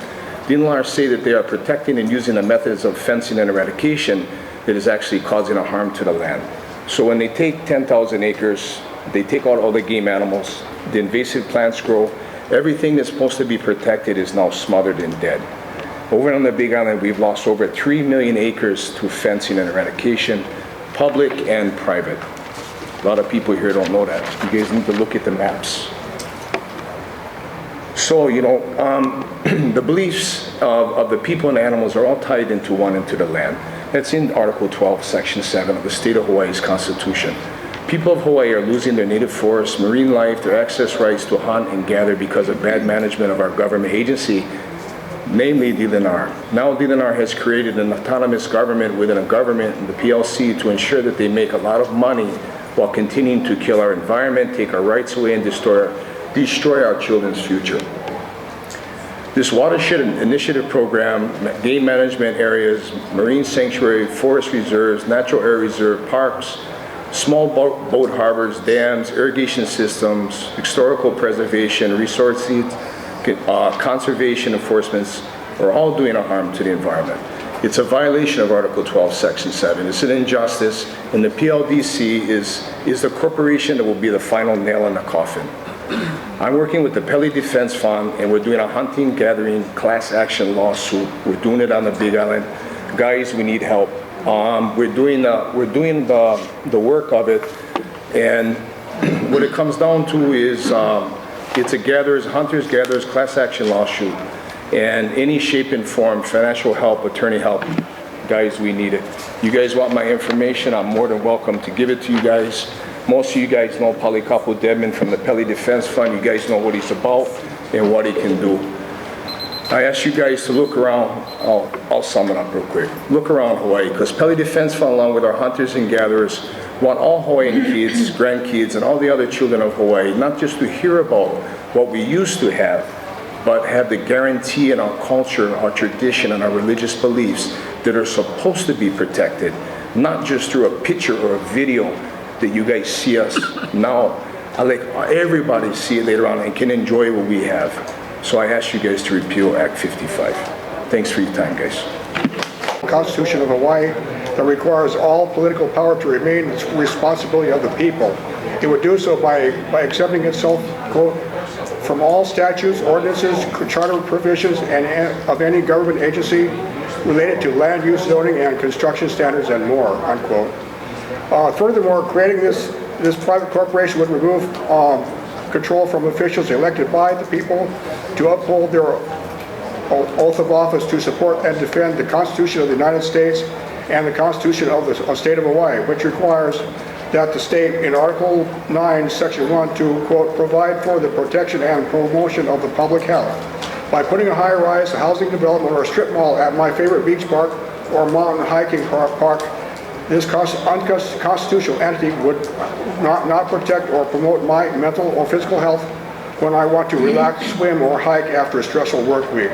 In Section 8 of Article 9 of the Constitution, lawmakers are directed, quote, to promote and maintain a healthful environment, including the prevention of any excessive demands on the environment and the state's resources, unquote.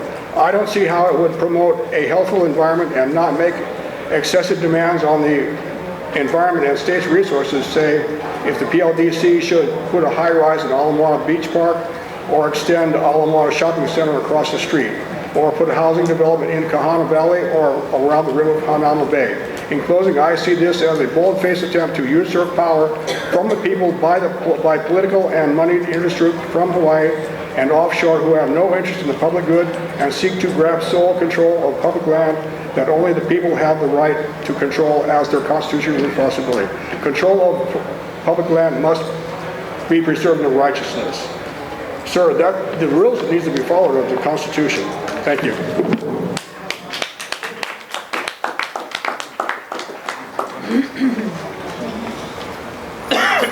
And then after is Thelen Chunjing. Aloha. My name is Laura Thelen. I'm testifying before you today as an individual. I did serve as the chairperson of the Department of Land and Natural Resources from July 2007 until December 2010.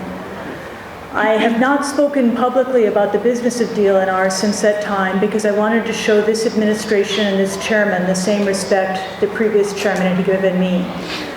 But my concerns over the Public Land Development Corporation have grown so great that I feel compelled to step forward.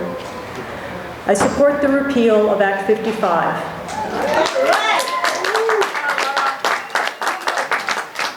I will work next session towards repealing Act 55, but I understand that you do not have the authority to repeal that act. You are a board that's been appointed under that act, and your job is to perform the function of that act. So what I'm going to limit my comments to today is a proposed 7 changes to your administrative rules. But I'd like to begin with some context to explain the reason for my recommendation. During the early days of statehood, the predecessor of DLNR was created for the purpose of developing state land in order to develop the state economy. If you look at the original enabling legislation for DLNR, DLNR was a land development agency. Over the next few decades, development flourished, often at the expense of our resources and our communities. Our state economy grew, but unfortunately, an insatiable appetite for development and the significant money it brings also grew unchecked. In time, residents of Hawaii rebelled and advocated to change Hawaii's laws. In the following decades, our state adopted many new laws which have clearly redefined a new, modern, and more relevant mission for the Department of Land and Natural Resources. And that is a mission of conserving, protecting, and enhancing Hawaii's natural and cultural resources. Up until last year, DLNR was an agency governed by a single board. The Board of Land and Natural Resources was exclusively tasked with balancing the modern mission, conserving our natural resources for future generations, with the old laws authorizing DLNR to develop state land. I can tell you that this balance can be challenging. But in recent years, I was very proud to be a part of the board clearly shifting DLNR to focus more on resource conservation as the primary mission. DLNR development up until now has been limited to minor projects that support DLNR's base operations like parks, small boat harbors, fencing native forests, or a select few larger projects in already urbanized areas that were built in compliance with federal, state, and county permitting, zoning, and land use laws. Last year, the legislature adopted a law that completely shatters the concept of balance. By creating the PLDC, the legislature effectively severed any connection between the mission of resource conservation and the development of state land. Now there are 2 completely disconnected boards. The PLDC is tasked with a mission to develop state land to generate revenue. Some lip service is given to supporting DLNR, but the reality is this board's mission is to develop state land in a manner that maximizes revenue, period. The PLDC has no obligation to balance the interest of resource conservation, no obligation to have projects meet land use or county zoning laws, and no obligation to ensure that the Board of Land and Natural Resources supports these projects. We are being told we should support the PLDC because it will generate revenue for DLNR. As a former chair of the Department of Land and Natural Resources, I can tell you unequivocally the PLDC is taking revenue away from DLNR and will continue to do so. Under law, PLDC is taking a 15% cut plus administrative costs out of any development revenue. That is taking 15% of those revenues away from DLNR. In addition, this board apparently does not have to abide by the public bidding or lease limitations on DLNR, opening the door to sweetheart deals that may generate revenue, but not for DLNR. Equally worrisome are the comments of the executive director of PLDC in this morning's paper, where he stated that the PLDC's, quote, objective is to provide the alternative funding that will make programs self-sufficient. So does this mean that the intent of the PLDC is to defund DLNR of all general fund revenues and leave it on more unstable footing? All this background begs the question, if someone is purely interested in just supporting DLNR, why create a redundant board that siphons revenue away from this department? It appears to me that the PLDC was created by interests who do not like the fact that the development of state land has been managed by a board that has to balance resource conservation with generating revenue, and instead preferred to create a new board that was unfettered by any obligation to balance resource conservation. Again, I realize that you did not introduce this legislation. However, as the board, you control the administrative rules that are adopted that govern this board. And you have to understand that when you adopt these rules, you are not adopting rules that just bind you. because you don't know who the next chairman of this department will be, or the next, or the next, or the next. And can you trust their judgment the way that you trust your own? You have to write these rules for perpetuity. So I suggest the following 7 amendments: that the PLDC follows certain procedures and commitments. First, the PLDC will seek the Board of Land and Natural Resources approval of any project involving the development of state land. Work with the board that needs to deal with the mission of conservation of resources. Second, the PLDC will not seek to develop agricultural lands eligible for designation as important agricultural lands. Third, the PLDC will voluntarily abide by state land use and county zoning laws, and any projects that require an exemption or amendment to such will follow the established procedures. You can voluntarily bind yourself to follow the laws. And that would include Robert Harris's suggestion that if any EA or EIS finds that a project has significant impacts, that the PLDC will not pursue such projects.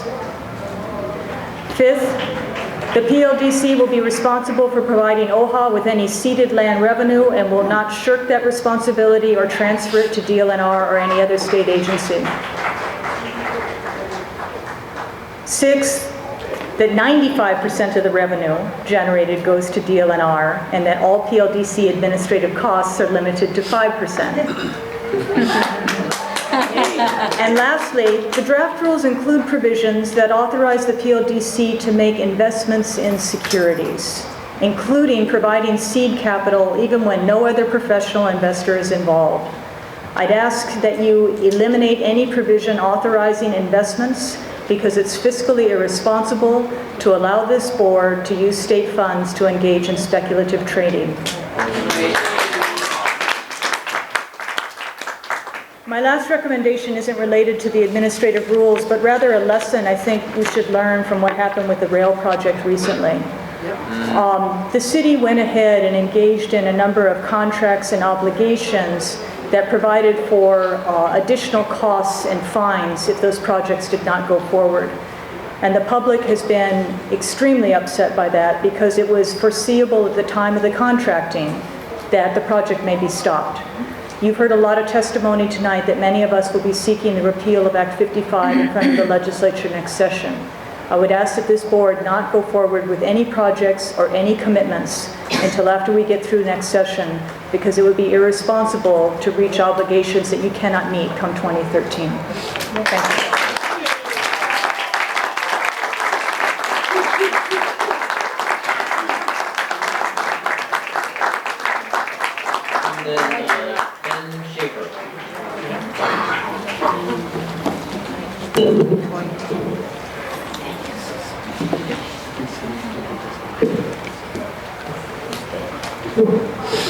Aloha, Chun James from Kahuku. I object to rule number 301, 302, and 303. That's all right, that's all there is. The foundation for this corporation, Public Land Development Corporation, started on the wrong foot. It was built on a bed of sand.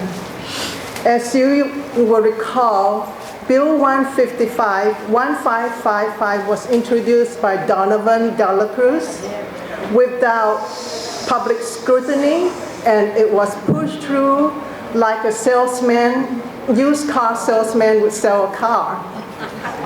Now, the rules, let me just share a few rules with you, and I think that it is also very troublesome that the commissioners who have been appointed to this board are all pretty much pro-development people. And so the way we look at it, PLDC is nothing more than the strong arm of the government using the golden rule. When we say the golden rule, we do not mean do unto others what you would like them to do unto you. The golden rule here is the one with the gold rules. Now, let me just talk about a few rules here. One of the items here is the lack of respect or understanding for private property rights. Do you know, those of you who are listening out there, do you know that if you own a property abutting a PLDC development, that you could be compelled to pay for the infrastructure for the public good, so to speak? Do you know that schools such as maybe the Sunset Elementary School, because that's where we're from, those of you who know that area, Sunset Beach Elementary School has a lot of land when you look at it. This corporation would have the authority to take some of the land to develop it under the guise of getting money for what is needed. Now, then we're talking about, Lord, you have said that you're not going to be selling land. But you know in real estate, if you lease a piece of land for a very long time, it is just as good as selling, because leasing it will cut off the public from use and cut off the public from being able to enjoy it. So in other words, PLDC really have unfettered authority to do whatever it wants. We have the beaches, we have the parks, we have the mountains.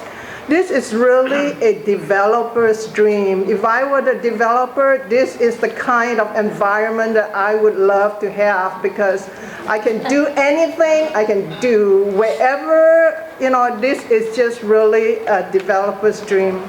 Now, if we are having problems with revenue, and may I just say that government will never have enough money or revenue to spend unless it learns how to implement strict and sensible accounting. And may I also add that if there's a problem, let's fix DLNR. Let's audit it. Let's do something about it, because creating another bureaucratic fiefdom to usurp public assets and trust is not the solution. So as Governor Ben Cayetano said, it's time to take our government back.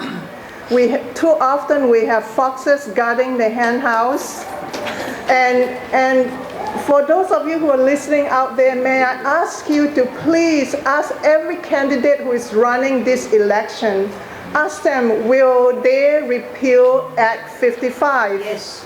And those of you also out there, would you please Google repeal Act 55, and there is a petition for you to sign, which is doing very well in a very short time. So together, folks, between you and us and everyone else, we can take our government back.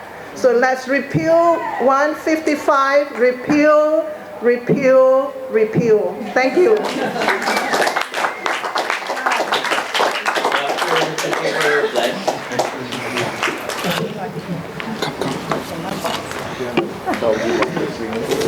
Aloha mai kako. This is not personal. I know that you folks are just doing your folks' job. I'd like to also request that you repeal Act 55. I'm amazed and so proud of all those who hold the koko, who are speaking with mana, speaking with eloquently, and representing their ancestors and those that will come before. And I'm asking all the other ones with the koko to stand up and be accounted. My great-great-grandmother, Tutu Helena Kikua Wahia Keaonui, she was one of those that signed the Kue petition, her and her siblings. And all of us need to stand up and do what we need to do now.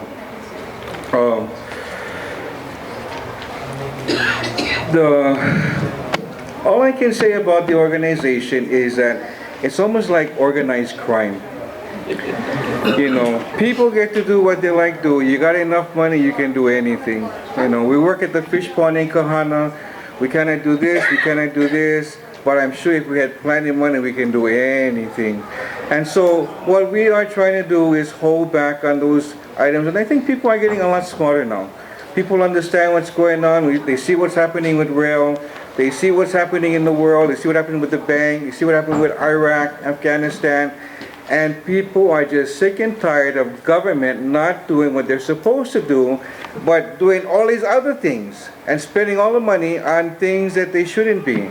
And one of them is this organization. Not to take it personally, but the organization itself. You know? And I know you folks are just doing your job, and you folks have been very good at it. But I, like Cayetano, believe, and I'm just going to repeat what Chun says, is that we need to take, and for Hawaiians, our illegal government back. Not our government, because it's an illegal government. It's not the same thing. From organized crime, because what happens is you start bringing in all the elements from the mainland or come over here, and they will infiltrate this area, and you will not have any place to go. We think we're in control until the other guys come. And when they come with their money, and let me tell you, they'll just ram it down your throat and take over everything. And thank you so much for allowing us to come. My only question was, you know, this was good to have the sign-up sheet, but we were one of the first ones to come, and we were like the last ones to be heard, you know? So even the organization, as far as collecting the names, didn't come up with. Let's come the other lady in the back and said, what was her name? You said you was on the number 24. Yeah, and so even small things like that, government has a hard time following up. Thank you. Thank you.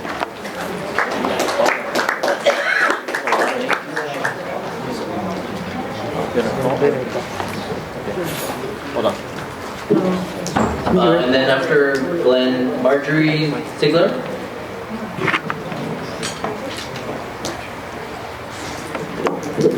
Aloha, Poe Kanaka, members of the commission, Lloyd, Bill, Kevin. My name is Glenn O'Milda. Born and raised in Waipahu on a sugar plantation. Now I live in Eva Beach. For the last 30 years, I've been involved with community activities. And I am president of the Eva Beach Community Association and a member of the Kanahili Cultural Hui of Eva. So I'm here this evening to concur with the rest of the testifiers to repeal Bill 55. Mr. Chair, in the community regarding Bill 55, we had many discussions with our political leaders, and they assured us that Bill 55 will never come to fruition, but it did. And who had the audacity? What politicians anointed themselves King and Queen of Hawaii? Who had the audacity to create this bill?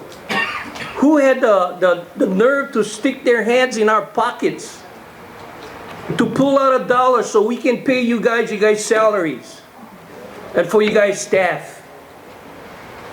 Mr. Chair, first of all, let me remind the people that Bill 55, and we had discussed it in the community, was never to be a transparent. Was never going to be a transparent. It simply sidestepped the permitting process. It was not fair. It was not transparent, and they had no community oversight. Furthermore, it was insensitive to cultural and historic issues. Insensitive. So again, Mr. Chair, friends of Poe Kanaka, remember this.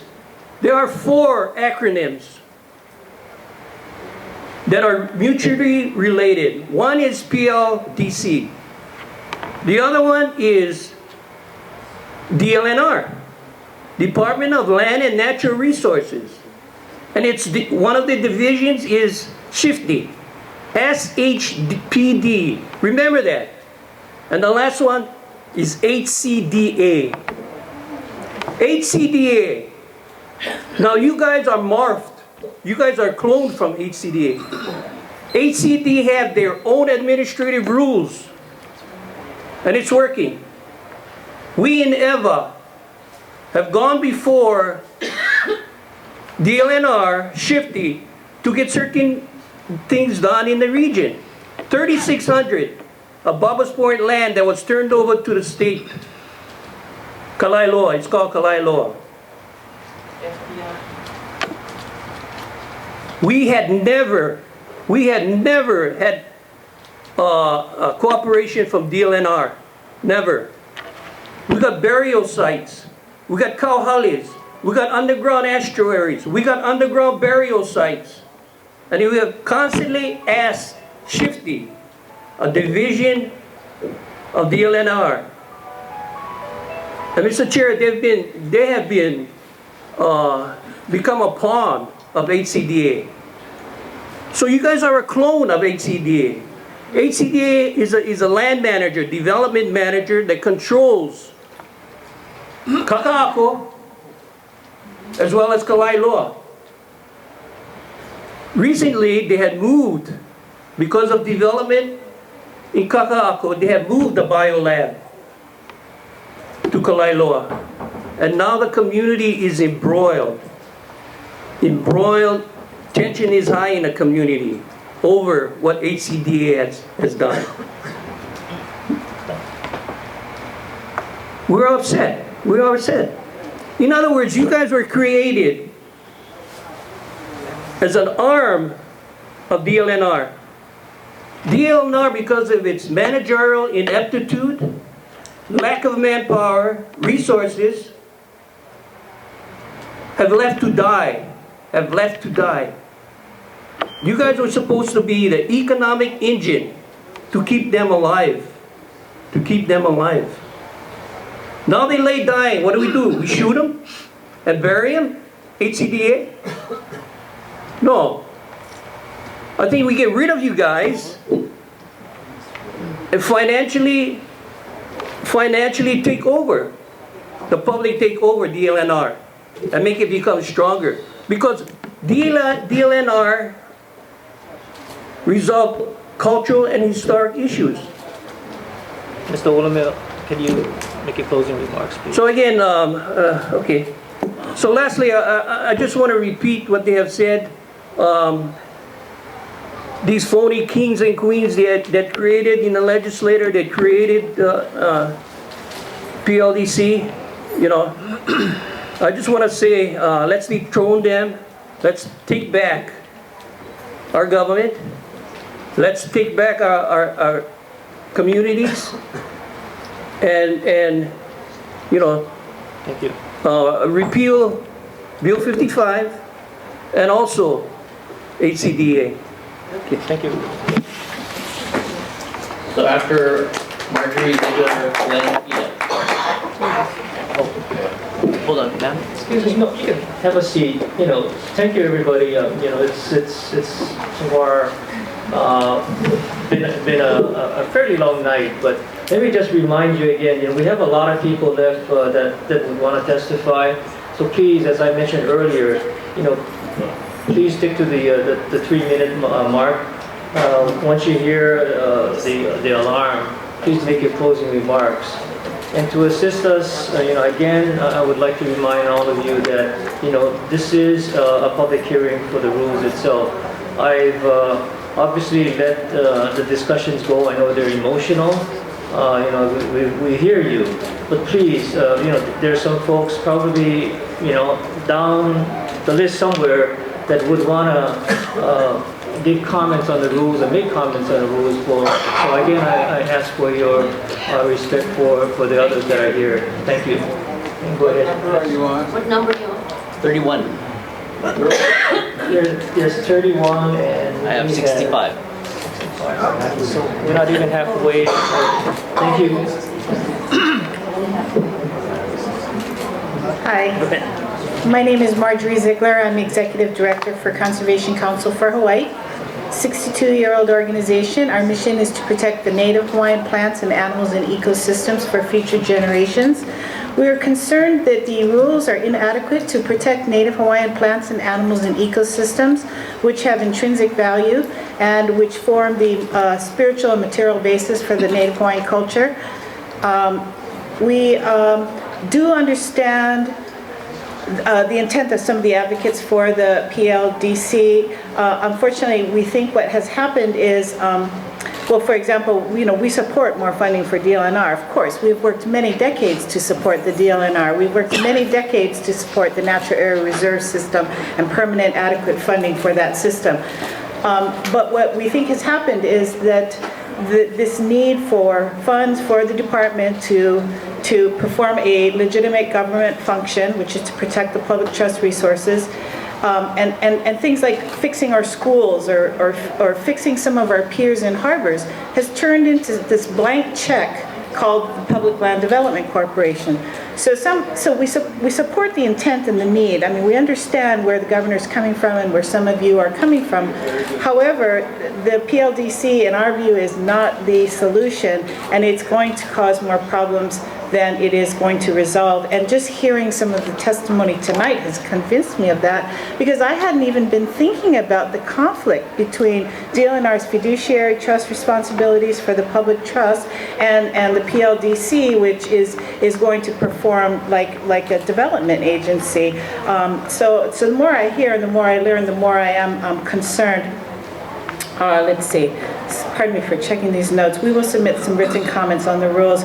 So we recommend that, well, actually I'll be recommending to my board that we'll be joining the fight to repeal the PLDC come the 2013 session. And we encourage everyone to get on an email list, an action alert list, or something. This is something we can win if we band together. I think what's happening is a big paradigm shift here. We're seeing the people stepping up because they're frustrated with a water commission that has lost its way, a land use commission that has forgotten why it exists, and people watching this. Thank God for the Hawaii State Supreme Court, which keeps remanding back to these agencies, reminding them of their duties. We're seeing this frustration on the people, on the part of the people, and I think that unfortunately you're feeling some of that as well. But at the same time, we're encouraging Makai Watches, community-based development, community nonprofits, fixing fish ponds. We're telling the community to get more involved because government can't do it all. And at the same time, we're creating something like the PLDC, and we think that that's fundamentally, that just conflicts with, I think, what we're trying to encourage at the community-based level. I will conclude by saying that we would recommend that in the interim, if you feel compelled to go forward with rules on a program that we hope will be repealed, we would recommend that you add similar language from similar agencies regarding bidding and procurement, open meetings, transparency, testimony, contested case hearings, etc. And then you will, of course, say, well, what's the point if we can't streamline and exempt and move forward in a quick manner? And that's precisely our point. We would like to know why it is that you need to move forward. Let's hear about the projects that you're not able to move forward. Let's find out why, and let's fix the problem for all agencies and players. And last, on a personal note, if I were a developer, I'd be very uncomfortable with this process because there's nothing to guide you as to which developers you're going to work with. So you could just pick somebody based on how they look.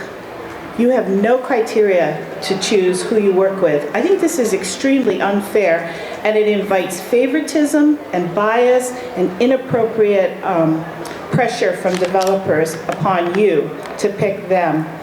And so just from a fairness perspective, even if I were a developer and I wanted to develop all of our public lands, I would be very uncomfortable with this program. Thank you.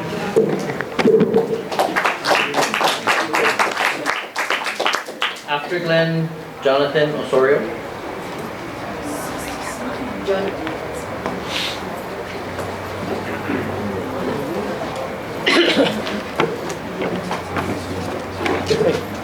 Hello, Director Haraguchi, Board Member Ayla. My name is Glenn Ida. I'm here representing the Plumbers and Fitters, Local 675. Local 675 supports the concept of the Public Land Development Corporation, but as the rules presented, we have some concerns as to how Chapters 104, prevailing wages, or Chapter 444, the licensing of our craft, will be applied to contracts on the projects coming out of the PLDC. We also have a question about how state labor, project labor agreements will be applied in the future. Thank you for allowing me to share my comments with you this evening. Thank you.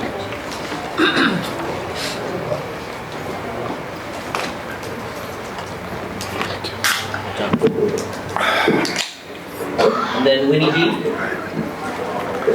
My name is Jonathan Osorio. I'm a professor of Hawaiian Studies at the University of Hawaii, Manoa, and a board member for KAHEA of the Hawaiian Environmental Alliance.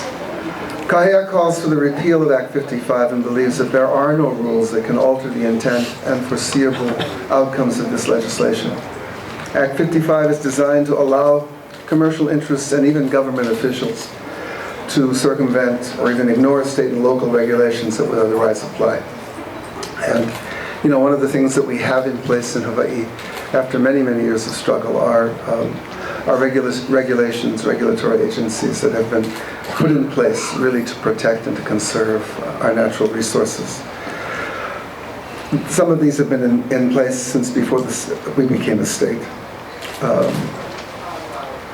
More recently, the state has begun to recognize the unrelinquished claims to the lands by Native Hawaiians. And basically, all rules notwithstanding, this act will produce new opportunities for a taking of ceded lands, whether through outright sales and transfers or through long-term leases that might just as well be sales. And Hawaiians will sue. In fact, I think that the ultimate product of Act 55 will be endless litigation and a deepening mistrust of state government that cannot seem to manage our resources and cannot really plan effectively for the future. I will speak now as a Hawaiian Studies professor. We are deeply concerned about the future economic trends of the state. And we believe that important and daring new kinds of developments need to take place, in particular in the areas of agriculture and sustainable agriculture and food security. We do not believe that this legislation produces that. In fact, it produces just the opposite. I feel really sorry that a few legislators can come up with harebrained legislation and leave you folks here to take the brunt of public discourse. What you are seeing here tonight is a referendum on our deep lack of faith in this government. And I hope you convey that to them.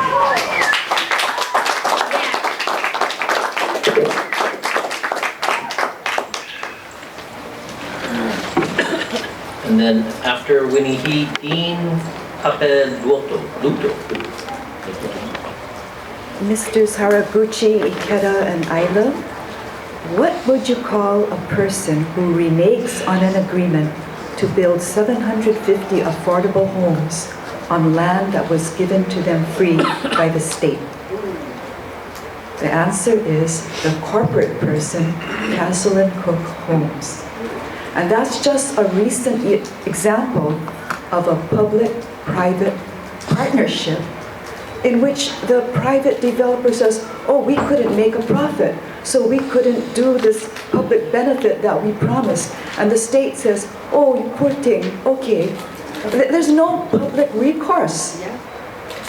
Corporations have a duty to make the highest profit they can for their shareholders. And so, I'm not a lawyer and I don't know how to state the administrative rule that is needed. There needs to be a rule that imposes this huge financial penalty so that someone like Castle and Cook Homes can go to their shareholders and say, oh, we had to build those affordable homes for sale or rent, even though we lost money because we would have had to pay a huger financial fine and lost even more money. That's the only thing corporations understand.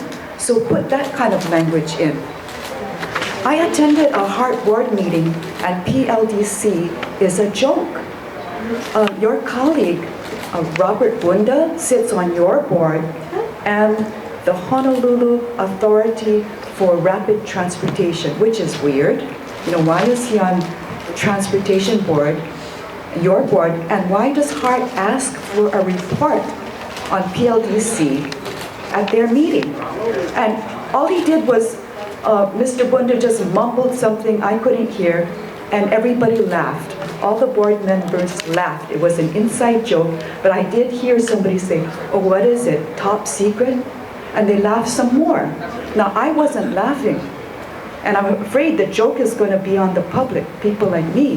The only people laughing about PLDC are the people who are laughing all the way to the bank, the financiers, the developers, you know, the profiteers off of this.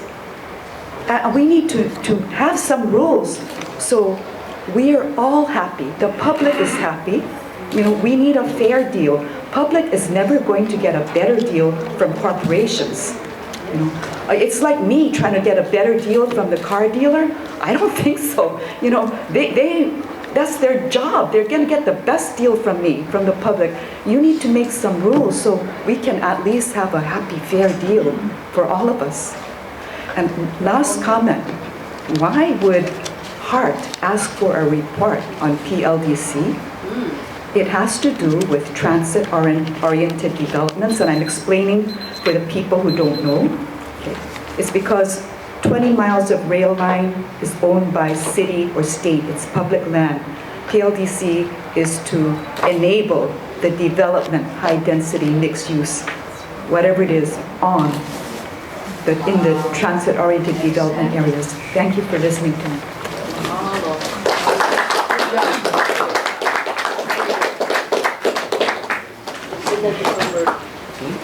And then Barbara Polk.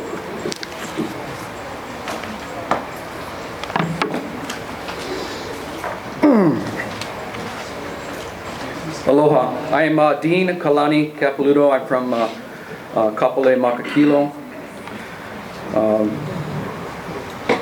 Just going to comment about the draft documents that we're supposed to be talking about tonight. There's a comment in the document. It talks about managing and creating revenue centers or exploiting potential local, national, international markets.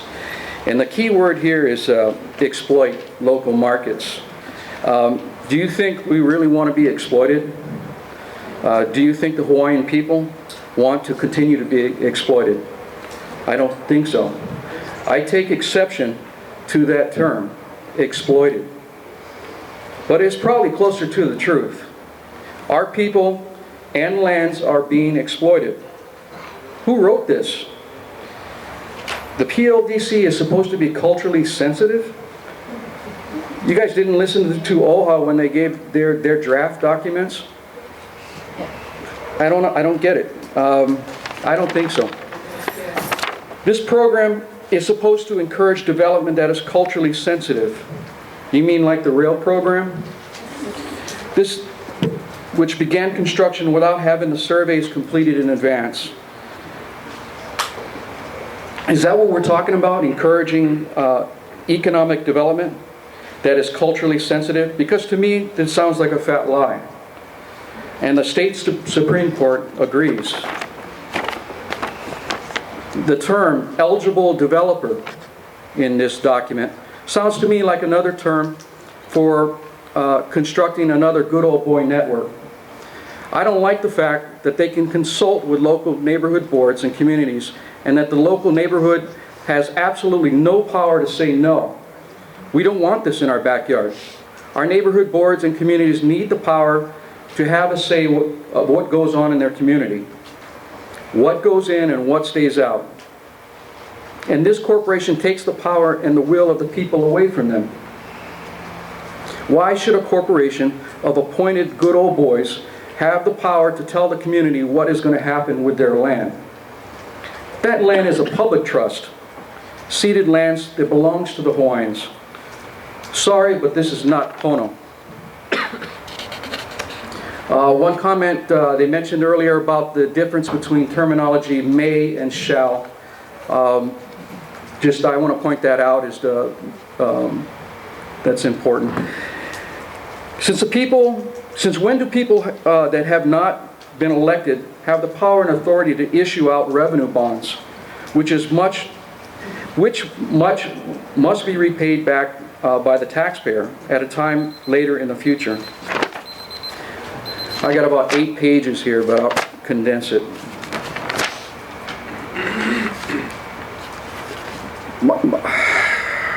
If you fail to make a payment, now they have the power to sell your private property. That's serious constitutional issues involved here.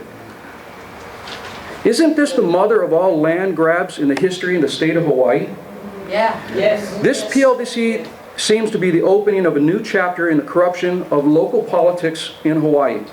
What assurances do we have that this corporation will not initiate pay-to-play tactics in the development of projects? There are just too many questions and possibilities for the PLDC to abuse the people of Hawaii and the lands that were entrusted to the people, not a bunch of special interest. As a corporation, there should be shares on record of who owns the corporation, and those stockholders should be the Hawaiian people and the public. And we should have a vote in who's the directors and who's on this board. There are some clear constitutional issues with how this corporation was formed, and I would say, in my opinion, that the establishment of this corporation violates the Hawaii State Constitution, which indicates that we must be mindful of our Hawaiian heritage. Nothing in this organization document leads me to believe that this key point of our Hawaiian Constitution is being adhered to. In fact, I think our Hawaiian Constitution is being trampled on, yet again in favor of special interests and developers. This is a travesty of epic proportions, and we need to hold our elected officials who voted in favor of the PLDC, because this is not good for our community, it's bad for our children, it's bad for the future of Hawaii, and it's bad for local Hawaiians. I say no, Act 55 has to go. Thank you. Again, I'm Dean Kalani Capiluto. If elected to State Senate District 20, I pledge to repeal Act 55.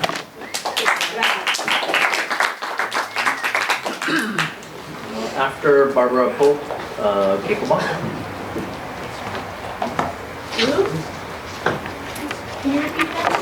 Keiko Bong. Hello, I'm Barbara Polk. I represent Americans for Democratic Action Hawaii, ADAH. I have a couple of extra copies of my testimony.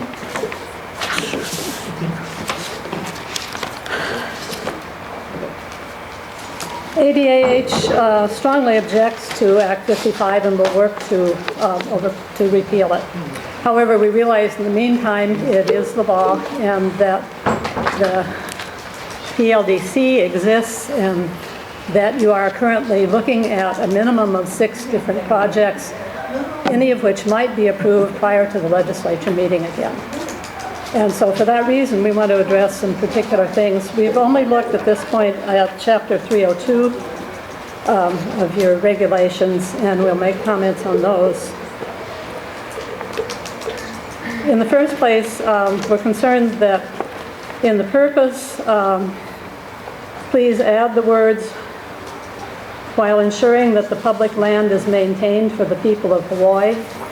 That's part of the requirement of the Act.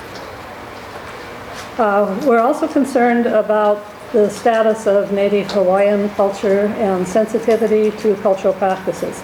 We think that needs to be strengthened in several areas. One of them is on page 12 at the bottom. Current wording says encourages development that is sensitive to cultural or historical resources, etc. Encourages isn't the right word. It needs to require it. That's what you are required to do under the law, not just encourage it. We would encourage you to add to this portion of the rules Article 12, Section 7 of the Constitution, so that it will remind you and remind any developers who want to work with you of the commitment by the state to the Hawaiian people.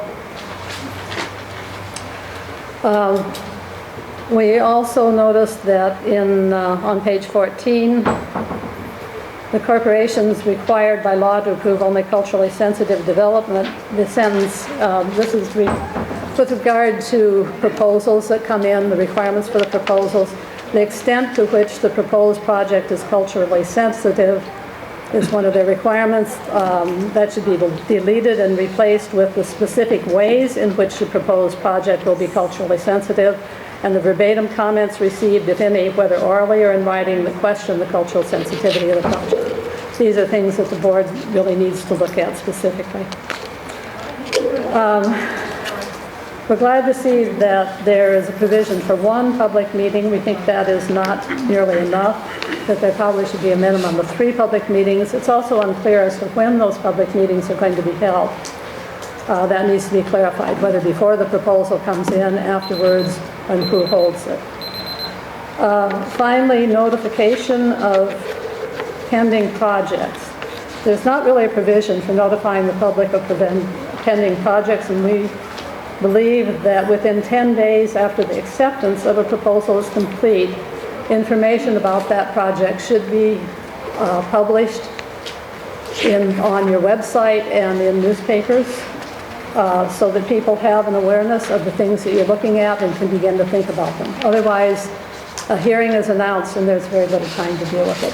We have a couple of other specific suggestions which I'll not discuss at this time. And we'll probably come in with some more later. Thank you very much. And after Ms. Bong, Ilam Long.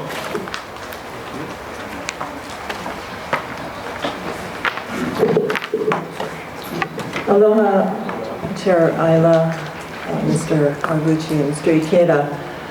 My name is Keiko Bonk, and I'm here tonight representing myself, and I've also started a new organization called Pono that is in the formation at this time. I come from a family of farmers, fishermen, educators, a father who worked his whole life as a Hawaiian archaeologist to educate other archaeologists to protect cultural sites in Hawaii, and who helped, who started the Native Hawaiian Studies program with Auntie Edith, the first program at the Kilo College on the Big Island. I have 2 observations before I start my formal testimony. First of all, there's only one member of the PLDC here tonight. What happened to the 4 other PLDC members? If this organization is so serious about taking on the people's responsibilities, they should have showed up. And only DLNR Chair Isla is here tonight, and the staff members, Mr. Horabuchi and his assistant. The other observation is that I've been sitting here with everyone for 2.5 hours, and only one person has spoken in favor of not repealing this organization, the act that created this organization, and that was the member, the director of LERF. I sat in government in the county council 2 terms, became chair of the Council of Island of Hawaii. LERF is a developer organization. It represents large developers throughout the state of Hawaii. And it seems very evident that they are here tonight endorsing what is going on, whereas the regular people of Hawaii are en masse here opposing all the Act 55 and the formation of the PLDC. I'm here tonight to stand with the people of Hawaii to repeal Act 55 that established a pseudo-government agency, actually a corporation, a private, that is trying to privatize public good. We do not need this body. We have mechanisms that have been placed since we became a state, and even prior to a state, to make sure that we take care of our public property. This is a corrupted body that is to be run by developers to take what is left of Hawaii's public lands and natural resources for private use. I oppose the establishment of any rules and regulations that will further justify the establishment of this body. This corporation eliminates democracy and science from decision-making, and it is an example of only one thing: government corruption, giving those who have the most money the ability to buy politicians and take our public resources for their private interest. I stand here tonight with Hawaii's conscientious planners, Native Hawaiians, farmers, scientists, stewards of natural ecosystems, archaeologists, historians, social scientists, social workers, educators, those who study ethics and humanities, and other representatives of the people of Hawaii. The PLDC is the biggest shibai to come Hawaii's way since the new millennium.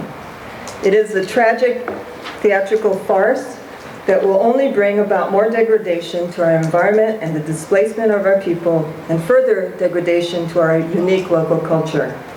Fish and Wildlife Service has labeled Hawaii as an extinction capital of the world. More species have died and continue to die here than anywhere else on Earth. And our list of endangered species grows larger and larger, and no one that is elected in office cares or pretends to come up with a solution to save any of these species. So the state gets sued over and over for not caring for its flora and fauna. According to scientists studying these dying species, the consistent reason for so much life dying in Hawaii and going extinct is unbridled human encroachment that destroys wildlife habitat.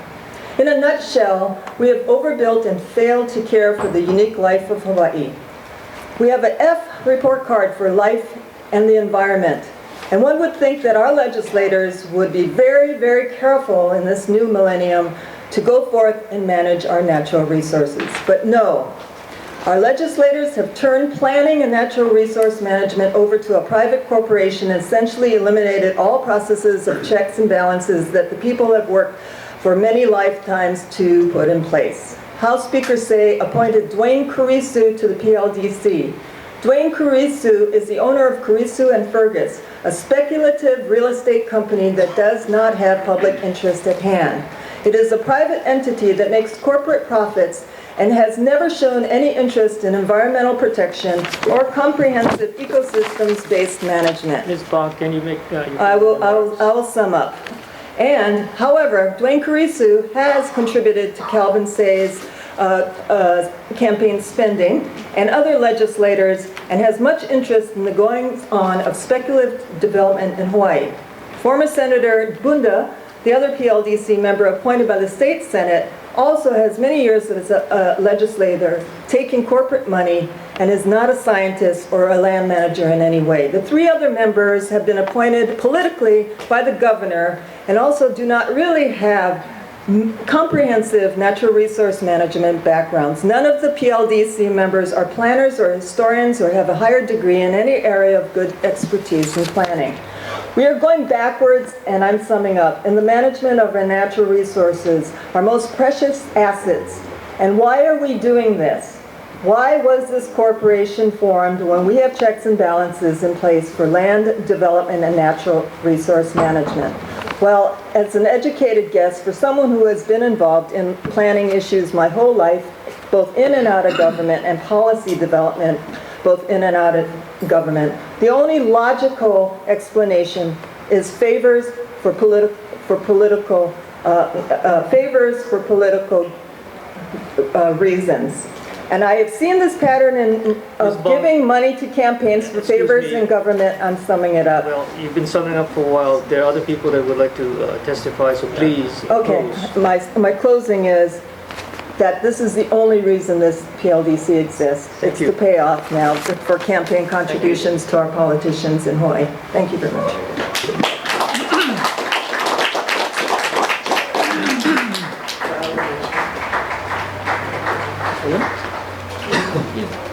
And then Kalala Johnson. Aloha mai kākou. My name is Ilima Long. My kupuna come from Maui and Kauai. I'm a graduate student at UH Manoa, and I live in Makiki, and I have a 2-year-old daughter, and I am Kanaka Maoli. The PLDC is the systematic erosion of the protection of Hawaiian national lands. I'm here to state my opposition to the Public Lands Development Corporation. I know that perhaps the intention of this meeting is to get public input about administrative rules, which many, including the Office of Hawaiian Affairs, have already pointed out gives frightening power to this corporation by way of exempting the PLDC from the usual procedures that are in place to enforce the fiduciary duty of the state, and the PLDC is the state, to hold these lands in trust for Native Hawaiians and the public. They've also pointed out how the legislation provides for exemptions from a huge array of other standard development processes and procedures that allow the public time to speak in opposition to projects they feel will have a negative impact on their community. This is a lot of power given to a few people, all of whom assume their position in the PLDC via appointments, an insulated concentration of power over our public lands. But the power that the PLDC has and desires to bypass process, procedures, and regulations that are standard for development projects is, for this Hawaiian woman, beside the point. I strongly encourage those in the PLDC who have not already done so, and I know Anakala Aila has, to do your homework and learn your history. These are stolen Hawaiian kingdom, crown, and government lands whose title has never legally been transferred over to you. Luckily, these lands have been to various degrees protected by whatever the current law of the time is, including Hawaii state law right now. And to reiterate, the PLDC is the systematic erosion of this protection of Hawaiian national lands. This is not about financing the DLNR. If you want money for the DLNR, start charging the damn telescopes that are on top of Mauna Kea that are ruining and destroying the physical and spiritual environment on that mountaintop. This is about good old-fashioned capital interest in protected Hawaiian lands. This is nothing but the newest attempt to break down the protective barriers and cash in on these Hawaiian Kingdom Crown and government lands. If you are interested in utilizing so-called public lands for the good of the public, support people in communities who are already working so hard on Hawaiian-centered land management projects that aim to ease the health and financial burdens that this overdeveloped capitalist playground called the state of Hawaii has burdened our people with. Look at things like Ka'ala Farms, Ma'o Farms, the Ho'olu'aina project in KKV, who the DLNR has a positive relationship with, Paepaeo He'eia. There's lots of Hawaiian land management programs that are happening right now that are truly to benefit the public. I urge the PLDC to understand that these are Hawaiian national lands and that there is a strong consciousness all throughout Hawaii amongst Hawaiians and non-Hawaiians alike that you can expect to have to confront every step of the way with any efforts to develop our lands. I urge William Aila to please take leadership on this issue. Please show strong Hawaiian leadership. And if you're not going to oppose the PLDC altogether, please fight to protect our lands from any sort of capital development that is going to take away our ability to access these in positive ways in the future. And I urge the public who within sits all consciousness that has ever moved to keep corporate and state abuses of power in check in Hawaii, to oppose the PLDC altogether and unite to repeal Act 55. Mahalo.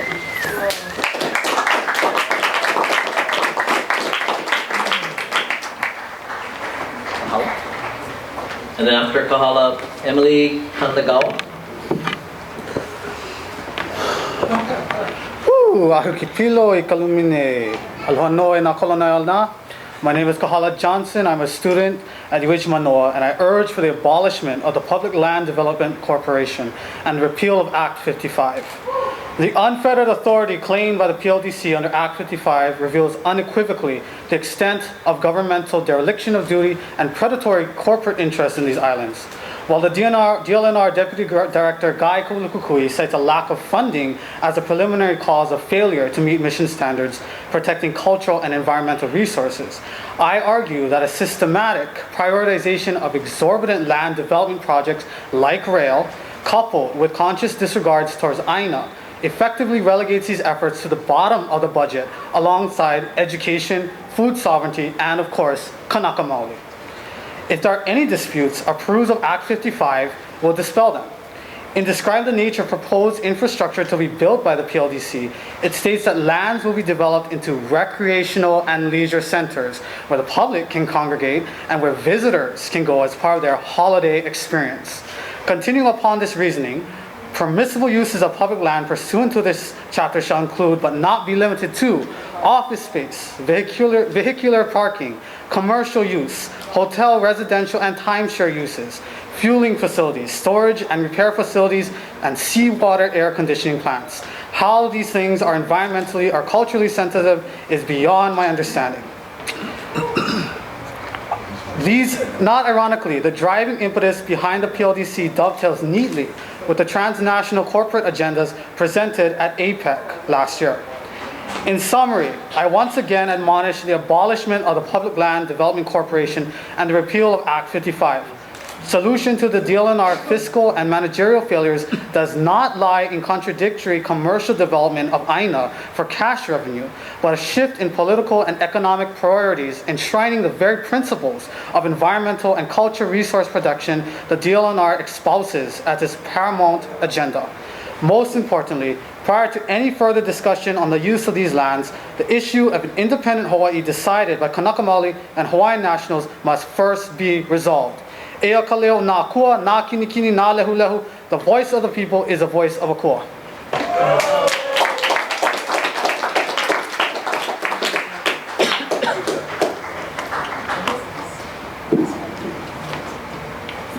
After Emily, Daniel, Anthony. Aloha mai. I'm testifying as an individual. State your name. Oh, Emily Kandagawa. Sorry. So given the sweeping liberties awarded by the fake state of Hawaii and the Department of Stolen Lands and Natural Resources, I would like to address in general the need for providing enforceable protections for Hawaiian customary rights, for traditional practice, and for community input on development projects, and to have full transparency regarding whatever exemptions are given to projects. Because I can tell you, I work as a researcher for cultural impact assessments, and I can tell you the most frustrating, unbelievably frustrating part of that job is going out into the community, researching the history and the rich culture and the beauty of the places that are being developed, and going into the community and asking for their input and writing recommendations and basically always fighting with the developers to protect those resources. It's just, it's unbelievable. It's unbelievable, and it's so frustrating that there's no enforceable, there's no recourse for them if development goes through. So free, prior, and informed consent is what I'm requesting of the fake state of Hawaii. It's in the United Nations Declaration on the Rights of Indigenous Peoples. It's been endorsed by Obama, and this is a front line where we can put force behind those words. This is all part of the larger agenda behind policies and agreements like the Trans-Pacific Partnership, APEC, all the rest of it, all the free trade agreements. So I really see this as part of that larger scheme. And we all know what happens when corporations, corporate bodies, private governments, whatever, take control of public resources. There's no accountability. The legal recourse is made so difficult and so expensive for common people, and it's completely orchestrated. So the PLDC's plan to, quote, develop public lands into suitable recreational and leisure centers, I mean, what is that all we have left? Is that the only option, the only choice that we have? We've had so much development and so much tourism. That's the last thing we possibly need. The state of Hawaii is broke, and we need to invest in the people. We need to invest on putting people back on the land. We need to invest in sustainability, not extra development in concrete. And I mean, who's gonna visit the islands when the price of gas goes up, when there's no more clean water, when there's nothing left except concrete? Who's gonna want to come when the prices are high and the water is dirty and the land is unable to produce good, clean food? So I would hope that after the last 500 years of colonialism against the people in America, the 400 years of slavery, the illegal overthrow, neocolonialism, Americanism, corporatism, all this genocide against our people of the world, that if you are educated in this history and this political and historical context within which you operate and make policy, I would hope that you understand the nature of what you're doing here within that foundational historical context.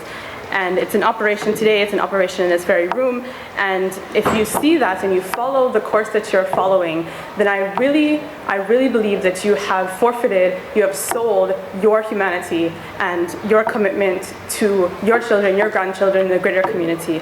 So I would like to ask a rhetorical question. I mean, your money and your hotels and whatever development that you're proposing, it's not going to save you when there's no more, we can't grow clean food, healthy food. It's not going to save you when we have no more water. It's not going to save you when the tourists stop coming. So I would ask you to please consider that, consider our future.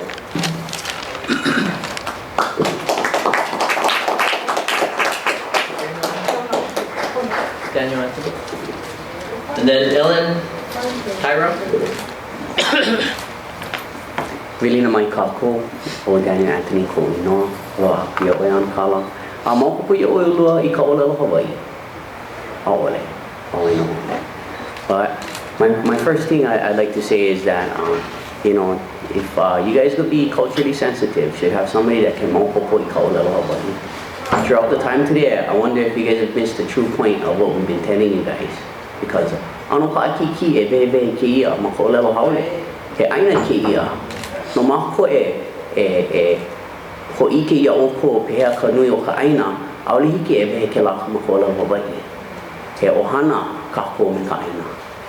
You guys look at investment. I see this is for investment, but I see no farming. When I plant my taro, I can get a return on my investment every year for the rest of my life. When we go plant the house, when we go plant the building, it's the last time. Now we don't have an investment, now we got to put money to maintain it. I read these rules, and you guys could have saved a lot of people by just putting, the rules is no more rules. I'm from Waianae. I'm probably not the type of guy that you would find. I'm not the educated bug, I get the GED. But I tell you, no more aina, I'm going to be a criminal. My children will be criminals. And you look, despair with that, but the truth is, I don't like go to school. I like go catch fish. I like go climb the coconut tree. I like go malamana aina. And I should have the right to do that. None of these papers have any of these rights that are granted to us in a constitution, that are granted to us as being kanaka, pili to this aina. So I ask you guys with the degree, with the big money, what about us? What about me? What about the guys who don't like go to the school? What about the guys who don't like the development? And I say to all you guys watching them all day, uncle, you get a construction job, we need farmers. You guys building something so unsustainable. How much longer you guys can continue to do this? The outer island guys, look at Oahu. You guys like your island be like this? Follow these guys. I would ask you guys to really think about the decisions that you make, to look at the long-term investments and how we can get the maximum return. For countless centuries, our kupuna sustained themselves with no business plan, with hands down. Thank you very much.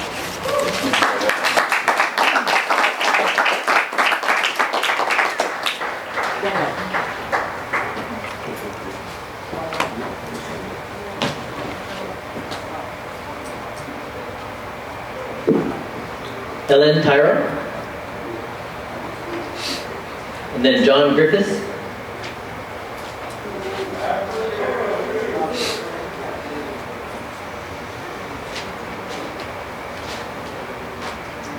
John Griffiths.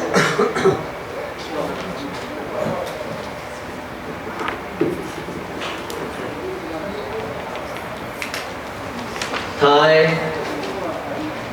Momas.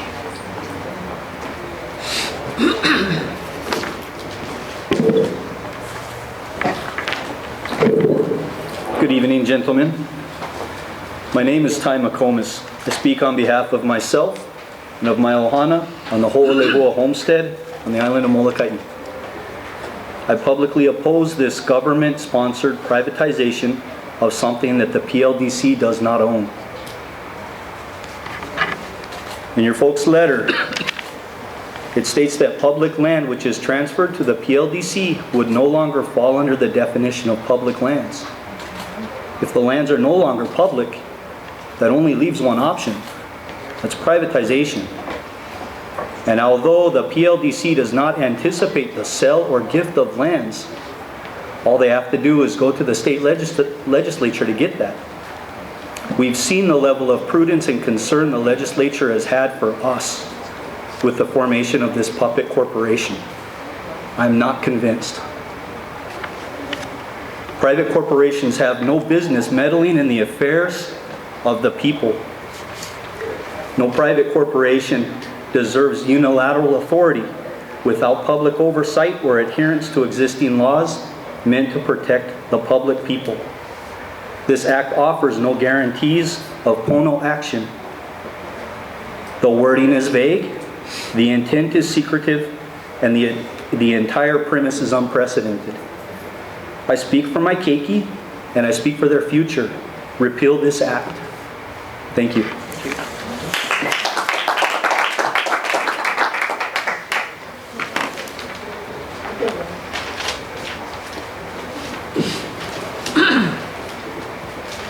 You are Jared. Hello, my name is Jared Medeiros. Just speaking on behalf of myself, I guess just looking at this, I think there's one change that could be made under, I think there's just one change that could be made under project facility cost. You have costs to be borne by the corporation, costs to be borne by the county, cost of water systems, but I think there needs to be costs to be borne by the people of the state of Hawaii and in their culture. Reading this first page, it says what the PLDC will do. We will do what is right for the people and the state, always being sensitive to the environment and the culture of Hawaii. This is not right, and I just like to voice that as a Hawaiian, as a future father for my children, my future children. This is not right, and I have no trust in this at all. Thank you. Thank you.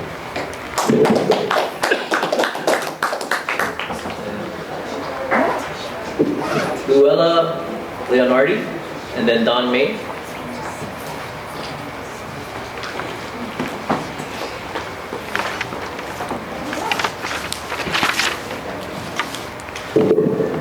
Aloha, Mr. Haraguchi, Mr. Ikeda, and William Ida. Good to see you.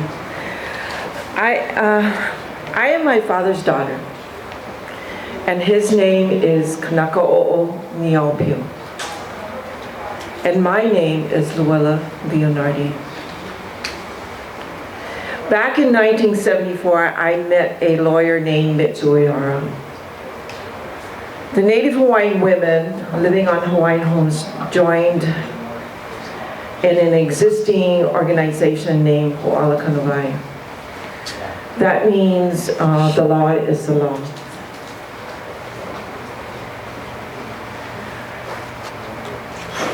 Native Hawaiian women living on Hawaiian homes lands learned about the public lands through Mitsuihara, its trust purposes,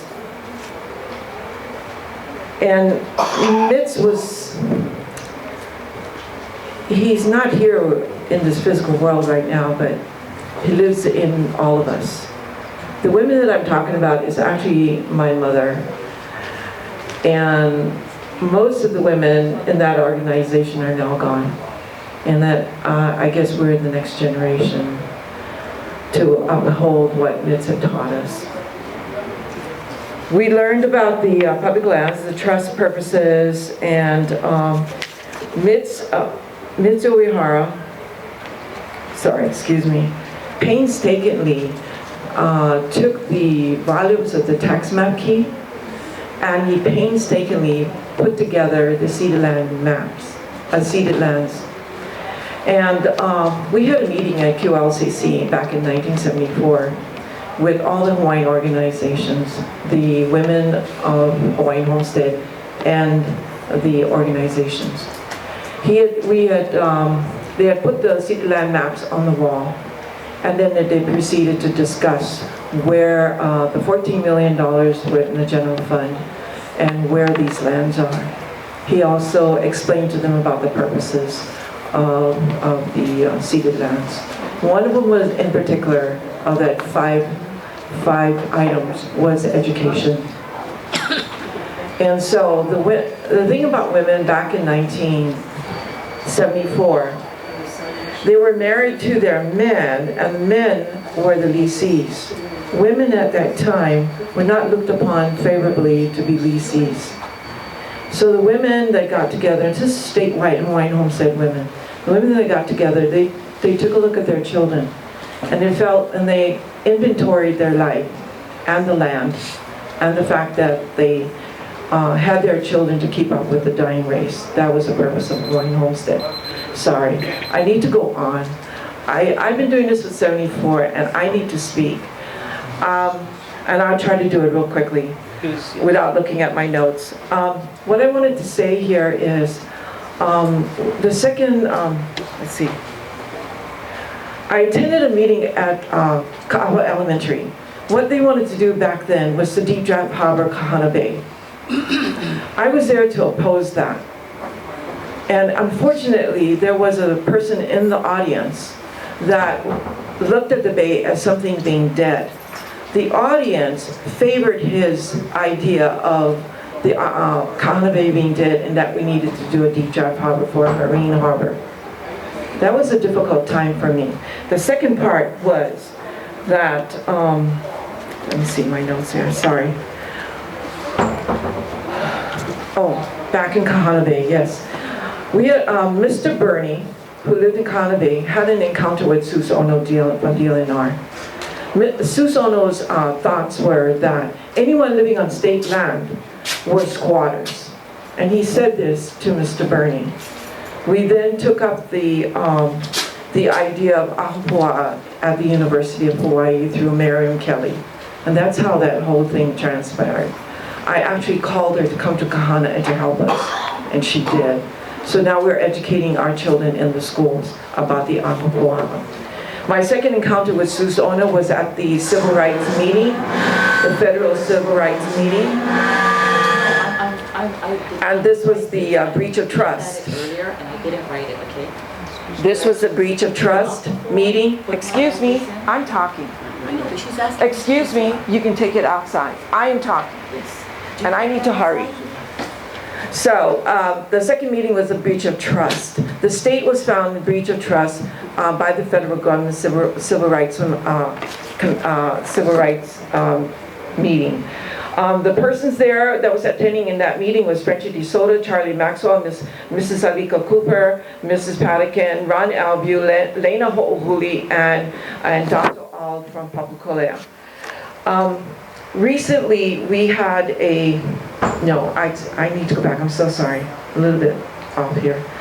In the 1980s, we were under your rules, we were forced to, well, at least they thought that we could be forced into hooking up with our sewers.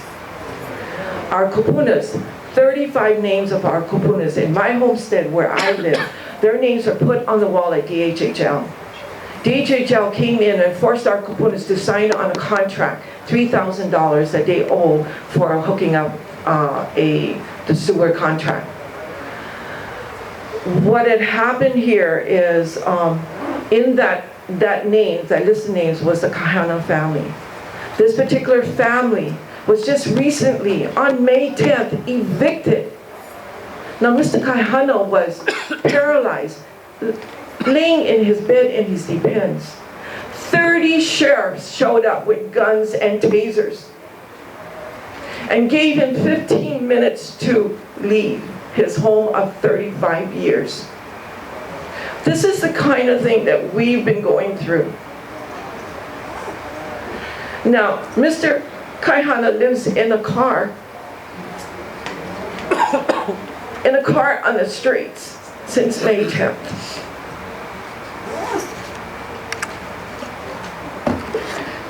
Today our children in Waianae. Now the women were asking for revenues from the 5 city lands, which is the one purpose. They weren't asking for anything else but for educational monies to accommodate their children. I'm sorry. Today, sir, real quickly. Today, sir, 40% of our children in Waianae will not graduate from high school because the revenues that we thought that belonged to us back then in 1974 will not be available for our children then and will not be available for our children now. So, zoning, the only zones that's happening in Waianae in the future will be prisons, continued housing for low income, and tents for our houseless.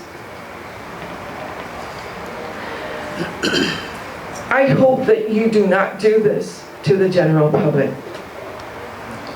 is what I have to say. Thank you.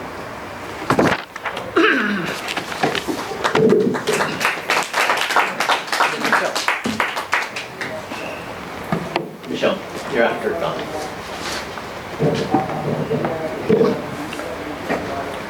Thank you. My name is Don May. I'm chairman of the Hawaiian Hui of Earth Corps, International Environmental Group, California Corporation. We, like everyone else here, and everyone you have heard, oppose the creation of your organization and urge the repeal of Act 55. You have heard a number of reasons that the act is unfair, unlawful. I would like to give you some more. I have indeed, and we have prepared comments on all of these rules and find them by and large there to obstruct the participation of the public and to enforce a silence about what projects are coming before you. The access to the papers and documents and data are very restrictive and more than you could reasonably ask of the public. You have heard that the exemptions from Hawaiian law that provide protections for our land, particularly public trust land, particularly Hawaiian lands, ceded lands, but all public trust lands, we think is unlawful, and the exemptions therein will lead to some protracted litigation if Act 55 is not repealed. You have heard how all of these restrictions on public involvement cut down on transparency rather than open it up. I would just like to add a couple more in terms of federal laws, as well as the Hawaiian laws, that this is in violation of. You know, the whole idea of setting up a corporation, which, as they taught me in the civics class, is there to limit liability. It's to evade responsibility for the acts, the consequences of acts of that corporation. In balance of that powerful economic engine for the help for corporations, as a balance, they are required to be regulated so they'll operate in public interest. But Act 55 turns this on its head and takes from DLNR the responsibility for regulating and gives it to the corporation, who is inherently an irresponsible agency to do the bidding of development. That is just inherently a very bad idea. I understand why the rest of your organization's not here, except DLNR itself, of course. Thank you very much for being here. I understand why nobody else wants to be here, and here I will jump to the one thing you haven't covered, is the lack of compliance with federal laws. Our organization has been very involved in the Coastal Zone Management Act, whose provisions are evaded and by this. They're calling for public participation, for protection of submerged and tidal lands and all of that, and yet this would give your group the unilateral ability to lift the public trust from all public lands, ceded lands, Hawaiian lands, all of it. To unilaterally lift the public trust and provide no viable mechanism for public involvement. But most importantly, I don't think it's constitutional. Constitution provides for taking. A taking issue under the Constitution requires that there be fair compensation for the land that is taken. Eminent domain ordinarily looks at the government coming in and taking private lands. In this case, is the exact opposite, providing for a private corporation to come in and take lands from the public without compensation. That's inherently unconstitutional. Without the repeal of Act 55, you're in for a lot of litigation.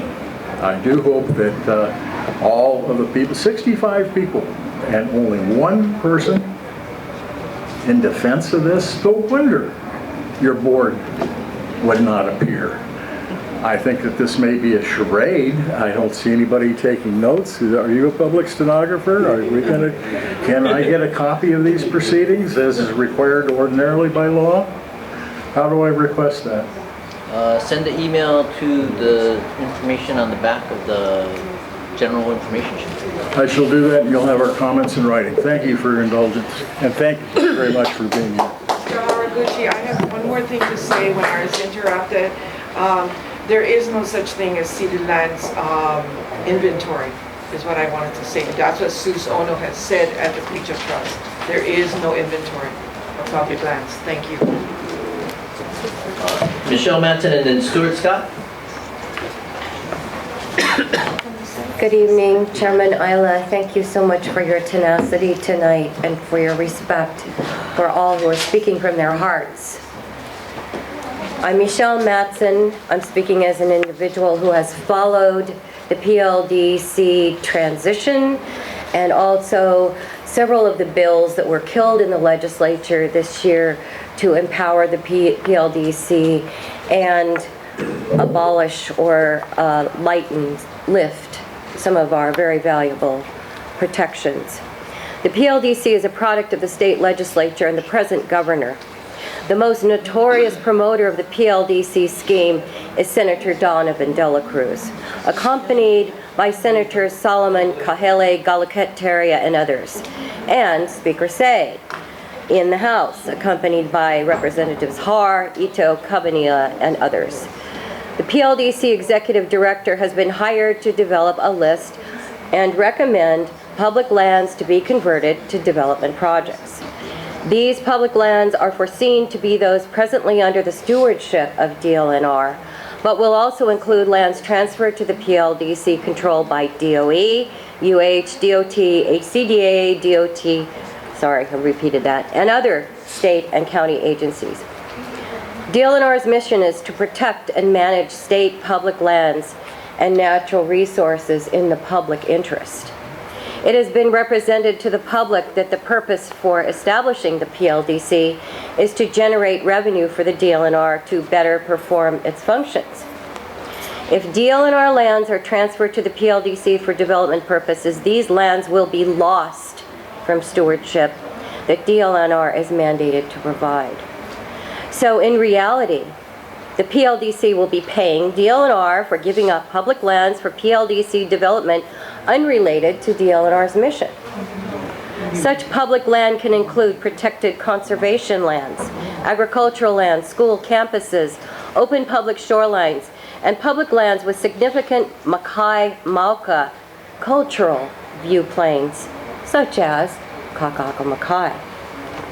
Once transferred to PLDC control by agency agreement or conveyance, these protected public lands will no longer be defined or regulated or regarded as public lands. Instead, our public lands will be slated for exploitation by the PLDC for local, national, and international markets. Also planned under the PLDC's proposed rules is the taking of such public lands and any adjacent lands, including private lands, desired and required by the PLDC for big infrastructure facilities to support PLDC big development, including water pumping stations and lines, sewer plants and lines, power generating plants, undersea cables and lines, and transportation centers, highways, and traffic corridors.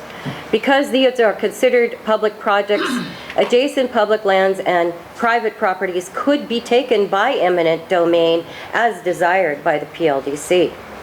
To pay for the enormous costs of these infrastructure facilities, the proposed rules allow the PLDC to use taxpayer funds allocated from the state budget or revenue bonds envisioned to be repaid by the lessees of these lands or by the owners via sale or gift of these lands, and any other nearby properties assessed for the planned big infrastructure facilities intended to support PLDC big development. To pass these rules for the control and development of our public lands desired to be taken by the PLDC, certain public placebos are offered, such as promises to be culturally sensitive during development of these lands and to disclose environmental impacts caused by development of these lands. In turn, the PLDC is exempt from state statutes, city ordinances, and established building standards, and at liberty to evade and avoid established district planning guidelines, public shoreline protection, and zoning regulations in partnership with their chosen private developers.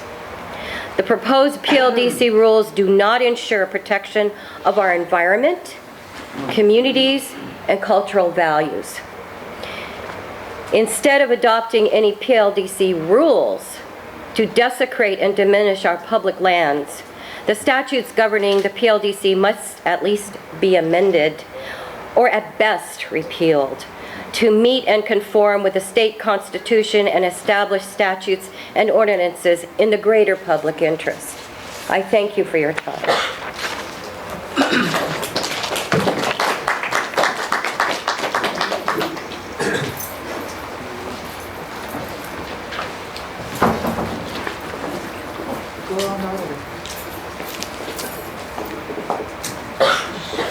Stuart Scott, and then Ralph Wheelock.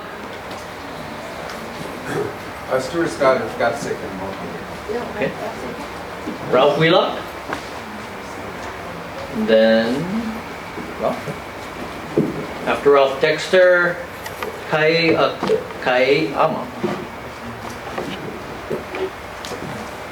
Hi, I'm Ralph Wheelock, and I just wanted to say that most of my thoughts have really been expressed by others. And what really struck me is that if you, well, at first I was looking at the Public Land Development Corporation. This is a classic oxymoron thing. Public land has got to do with commons, with the Commonwealth, what people own, streets, playgrounds, all this stuff that the Commonwealth owns. And then when you have development corporation, corporations is like some kind of beast from outer space. I'm not speaking of all corporations, but their primary goal is to make money, to make profit, mostly for their shareholders and for their CEOs. We see this more and more now. So when you commingle these two, you have a complete contradiction. You have, but more and more, as corporations get more and more powerful, they come after government because the government is the only restrictions they have. Grover Norquist, the famous right-wing place, said, what's the best place to own a business? He said, it would be on a barge that I could drag to any country that had the least environmental laws and the least paid the least wages. So by having a corporation take over public lands, and this is what they're doing not just in Hawaii, they're doing it on a national and international and states thing. They're trying to take over the commons because there's money there. They want to privatize schools. They want to privatize prisons. They want to turn everything into a Walmartization where the people working for them make peanuts because there's so-called free labor laws where you can bring people in from anywhere, and the people on top make all the money. So this is just I really almost see no way of stopping this, but when I came here tonight and I heard the enthusiasm of people that really believed in democracy, believed that they could talk intelligence to power, and try to convince these people of the corruption that is going on in the name of progress, of jobs, of corporations, this is what uplifted me. This gives me hope that maybe we will save this planet and save this island and save this democracy and kick the Larry Ellisons out that come in and buy whole islands and maybe go across the street and do a couple deals with the capital. It gives me great hope for the future. Thank you very much.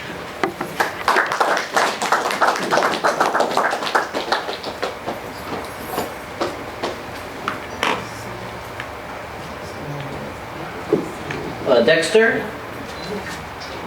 Kaiama. What number are you on? 51. Otherwise, Hina Lady.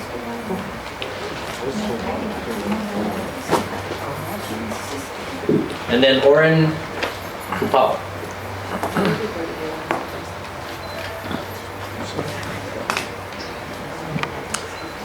Aloha mai kako. Mahalo nui ko kako hui ana. Mahalo nui ia oko ke ia aha nei no ko malama ana I ke ia manawa. E hele mi ai ka nui po e o ko kako la hui. Ai ho I ke aku I nā mana o li ke ole ala ko I ho I ke aku ia oko. He mana o aloha no I ke ia oko.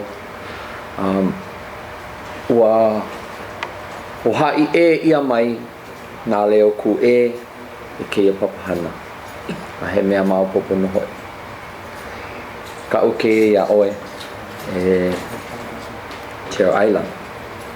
Ke aloha nui no ia oe me kao mau hana hoao e kulia I ka pono no ko kako. No ko kao ala hui, ko kao aina.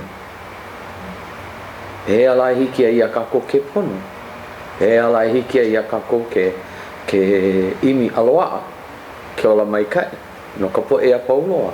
A ole no kako po e Hawaii wale no. O wau ka luna, no ka Oahu Island Burial Council. My full name for your record is Hina Le Moana Wang Kalu. O ka uleo no ho ia I ke ia manawa. E paio no ka pono no nā iwi kupuna o ko kako aina. As you have heard in the many sentiments expressed to you, the current setup that prevails for the PLDC would eliminate our voice from its true power and its true authority. It has the potential to do so. What could I say to the rules? I cannot say too much that hasn't already been expressed tonight.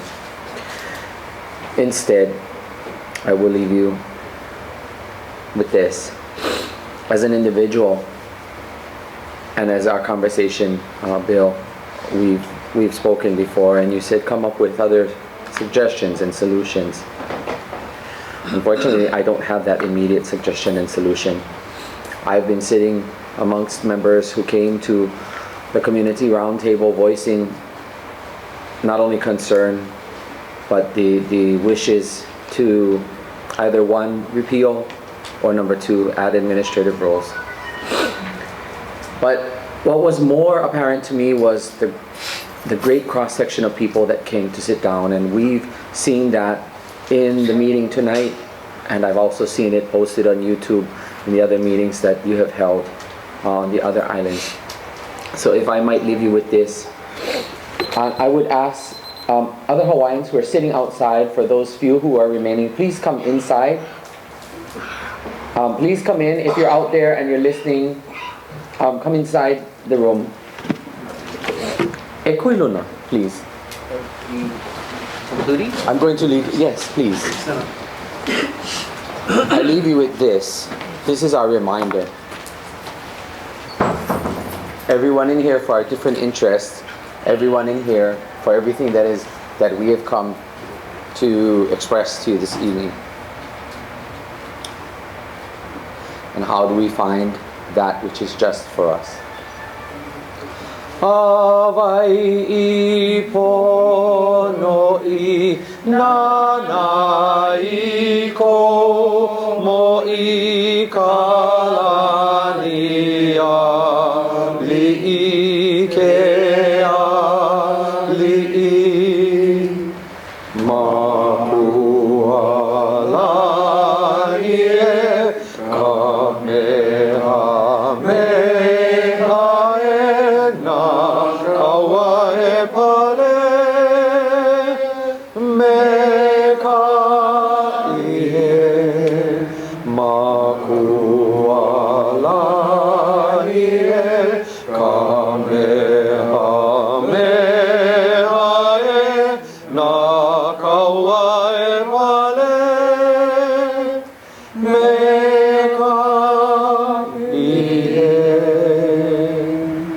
That, ladies and gentlemen, joins us. We all came to voice our sentiment. I truly feel for you, Chair, and you, Chair, because the greater power that stands above you, who would allow this to happen, or who would encourage this to happen, isn't here to shoulder it with you. That is, for me, the greater offense. And it's all the way to the top. That is unacceptable. So, my voice of aloha to you. There's not been a whole lot of sentiment that necessarily said aloha to you, but my aloha to you for sitting here and having to shoulder this. So mahalo for hearing my thoughts and my sentiment on behalf of the Oahu Island Borough Council. For our interest, we cannot support this effort in its current form.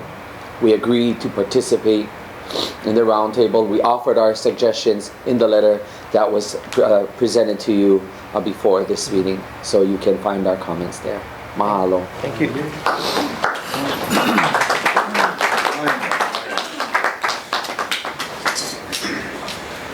All right. And then Candace Fujian. First and foremost, that was pono. Mahalo. Gentlemen, thank you for bearing the 3.5 hours that we've all been here this evening. I thank you. I would like to start off my testimony with a quote by Kamehameha the Great before his death in 1819. Tell my people that I have planted in the soil of our land the roots of a plan for their happiness. All that is now necessary is that you cultivate the ground so that there may be growth. Hello, my name is Laurin Koa, and I am the founder and chairperson of Ali Global Cooperative, a cooperative federation made up of Native Hawaiian cooperative companies. It is imperative that the PLDC, if the voice of the people failed to repeal your creation during the past 5 days of testimony, failed to repeal your entity, adopt the following changes to your rules. In subchapter 2, 302-1, changing the title from Development of Projects by Corporations to the Development of Projects by Cooperatives. And adding in the eligible developers criteria section, a special use preference to Native Hawaiian cooperative businesses, and a privileged use status to all other locally owned cooperative entities. After exhausted, then maybe offer our lands to multinational and foreign cooperative entities. The fear of corporations and their ability to misguide the public and lead our elected officials scares me and my ohana. This type of preference guarantees that revenue generated in Hawaii will stay in Hawaii. My last suggestion to your rules is to include in it its own chapter regarding a detailed definition and formula of how the state will calculate the Native Hawaiian people's 20% of revenue generated by these public land deals as mandated in the Hawaii State Constitution.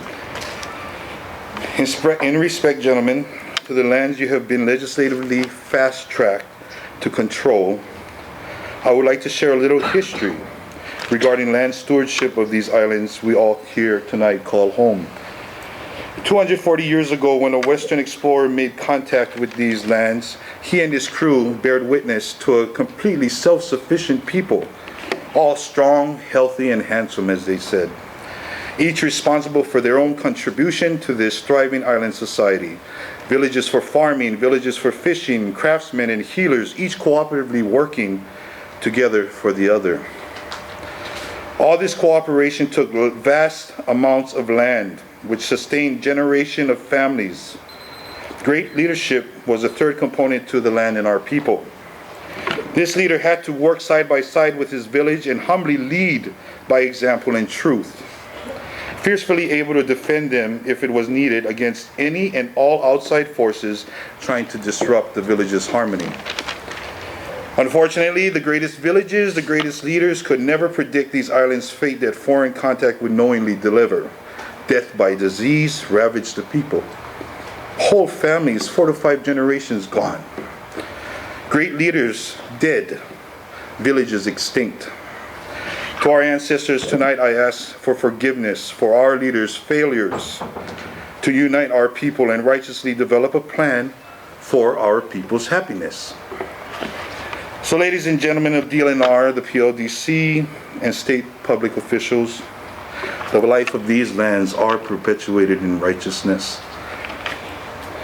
To help the people rebuild this village mentality for the modern era would be righteous.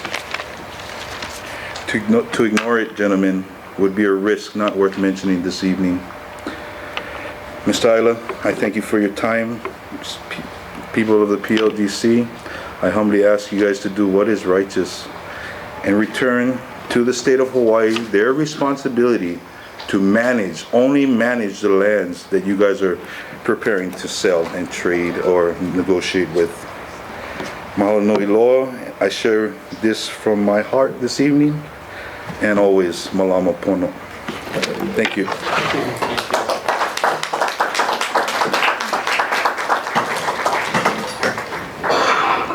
And then after Candace, Leona Kalima.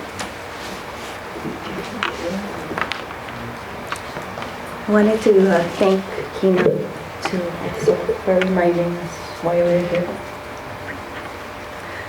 My name is Candace Fujian. I am an English professor at the University of Hawaii, and I teach classes on land struggles in Hawaii. I'm strongly opposed to the backdoor establishment of the PLDC, and I urge a repeal of Act 55.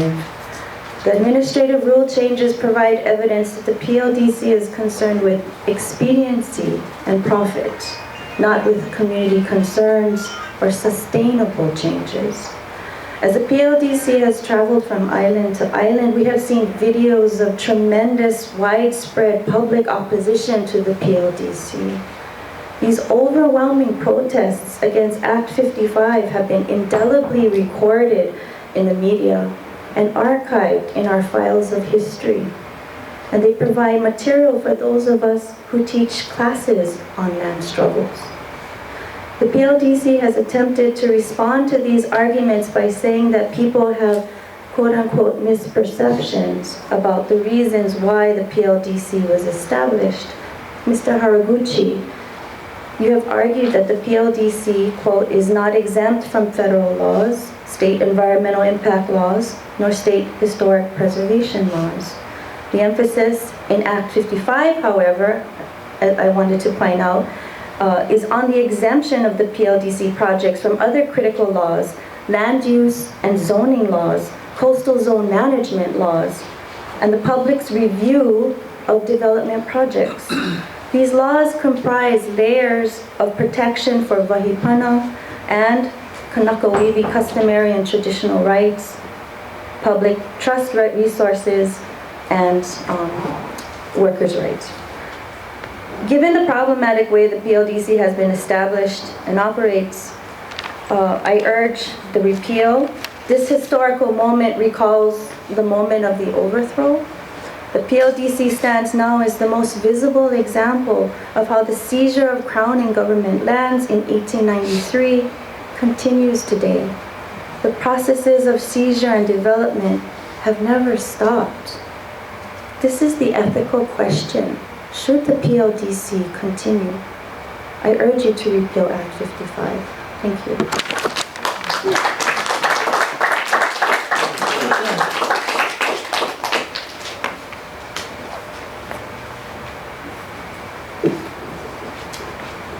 Leona Kalima and Henry Noah. He's coming. He's coming. And after Henry Noah, Elena Hry.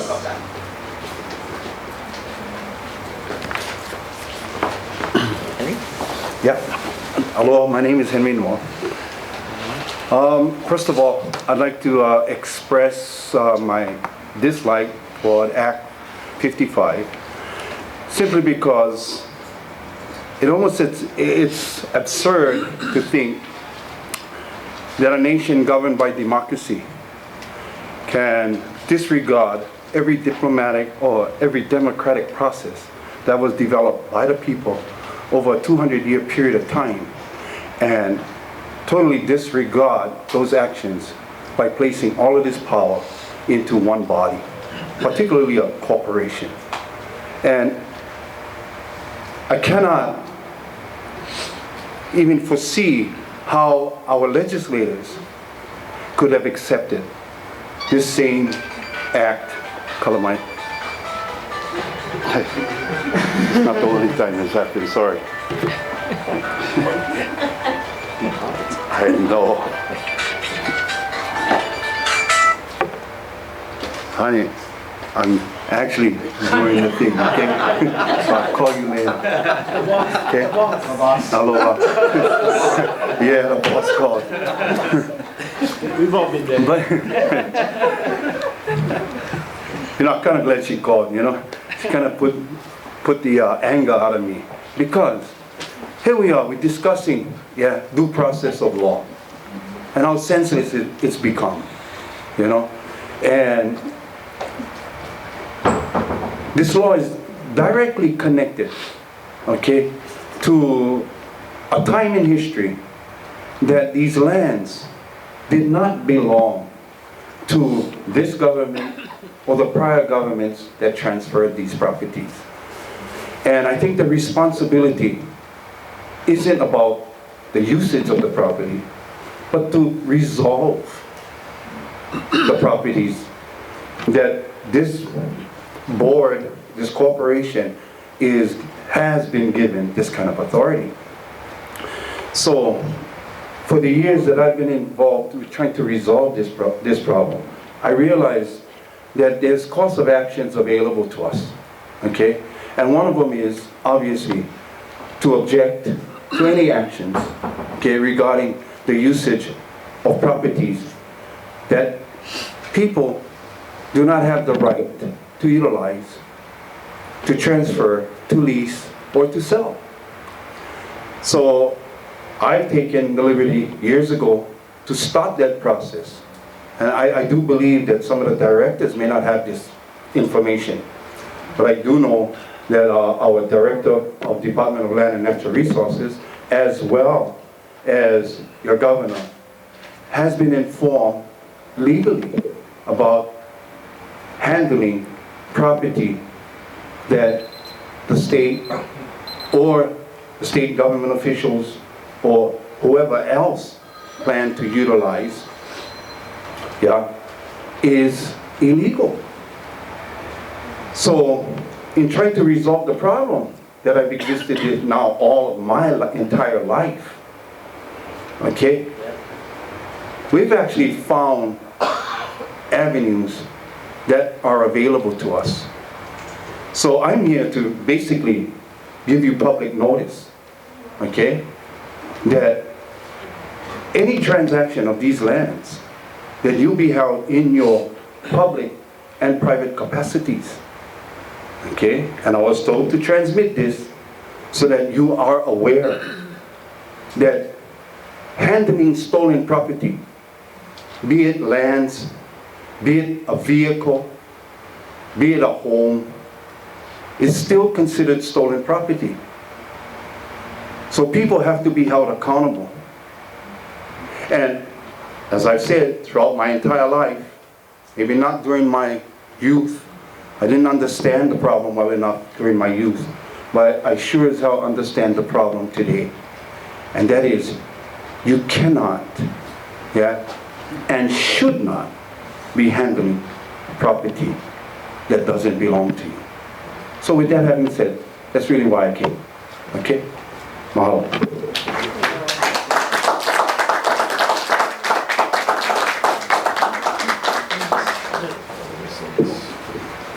Hold on just a moment. No, have a seat, but I just, we have some written testimony here too, which I'd just like to say that DIA Hawaii supports and provide comments.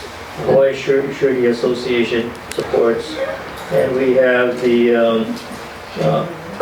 Laborers, Employees, Corporation, and Education Trust Fund, LACET, that supports PLDC and the rules. Thank you. Then after Elena, Dr. Dudley. Aloha mai kākou. My name is Elena Honyis. I work for UH Manoa, but I'm here as an individual. I'm from Waianae.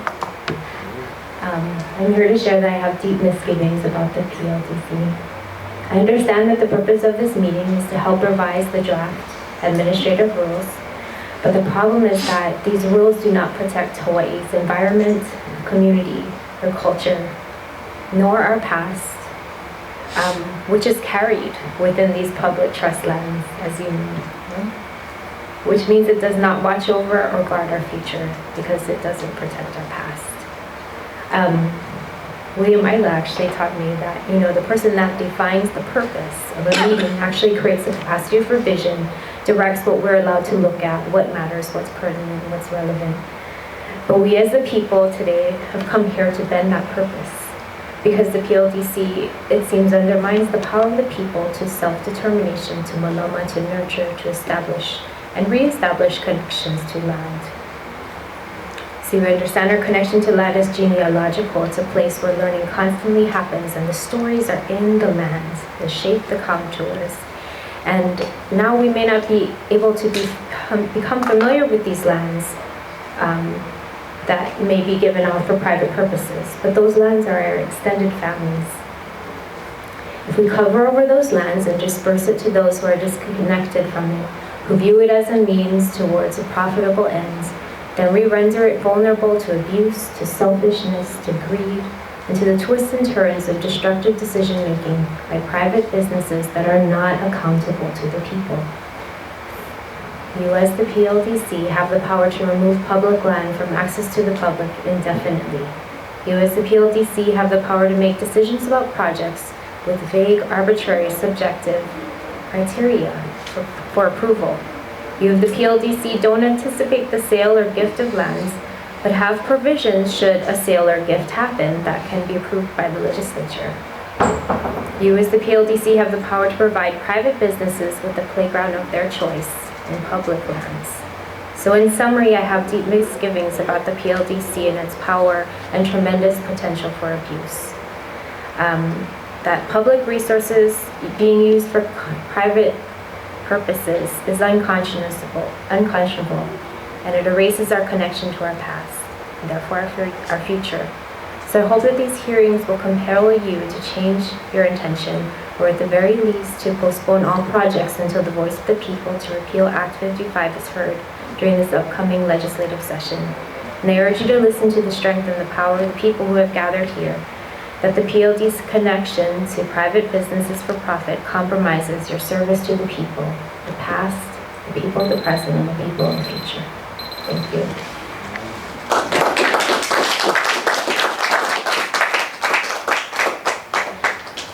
Am I last? Nope. Another page and a half. After Dr. Dudley, Liz Larson, and then Sherman Wong. Aloha. I'm Dr. Keion Dudley. I just would have a few comments tonight and hope to finish up in less than 3 minutes, okay? The first thought that I want to express is I don't think the legislature, when they formed the PLDC, really realized what they were doing. I really think that they thought they were just trying to set up some kind of a group that was going to get around the time problem of going through the Land Use Commission for a couple of years and going through the City Council for a couple of years. I think it was, let's try to get this through faster. However, the law winds up with exempting you from laws. And the last time I was here, I said you're not exempt from the Land Use Commission. Well, you are exempt from the Land Use Commission. What I would like to propose is, as far as your rules are concerned, put some of those laws back into your rules. Just because you are allowed to go around the Land Use Commission doesn't mean that you should skip all the laws that the Land Use Commission requires. The Land Use Commission was set up with basic laws. Let me give you an example. 4 of your first properties that you're considering are in prime agricultural land, but they're also in land that is currently under intensive cultivation.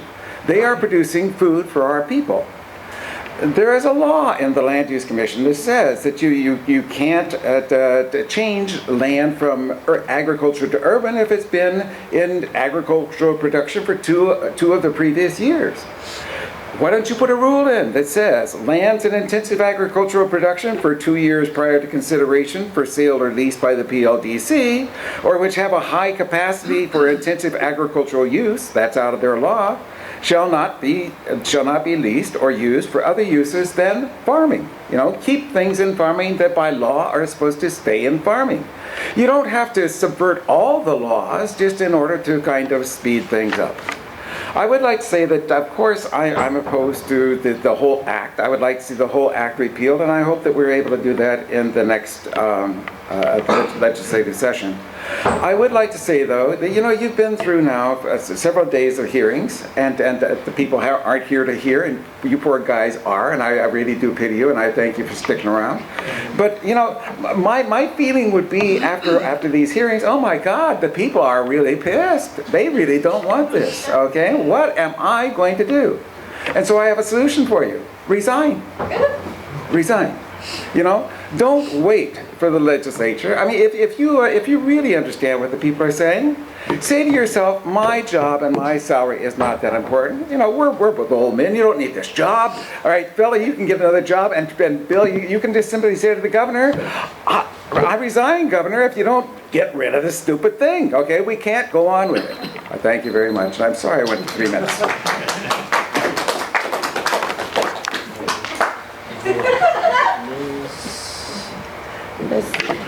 And then after Liz, Luciano, Mims on left. And then Megan. Come number 69. Aloha. You guys haven't gotten yet. Aloha. My name is Liz Larson. I am a resident of Waikiki, and I am coming before you as an individual. I support the repeal of Act 55. Hawaii has a very high proportion of state-owned land. I believe that Hawaii state government has a solemn duty to use these lands to better the conditions of the people of Hawaii. When the land was ceded to the state government at statehood, they made a promise to do 5 things with the precious public land. First, they promised to support public education. Second, they promised to better the condition of Hawaiians. Third, they promised to develop farm and land ownership. Fourth, they promised to fund public improvements. And fifth, they promised the land would be available for public use. I believe the government of Hawaii can do a better job at all 5 of these goals. And creating the PLDC is not the way. The DLNR was already created to oversee land use development. The PLDC is a redundant organization. The PLDC will be unrestrained in its ability to make use of land without being held to zoning standards, permitting requirements, coastal management standards, or public approval. Even though the stated goal of the PLDC is to generate revenue, as members of this board, I urge you to seriously consider creating laws in your governing body that will ensure that the 5 goals I mentioned are met. My name is Liz Larson, and if I am elected to the Hawaii State 12th Senate District, I will work energetically to repeal Act 55. Thank you.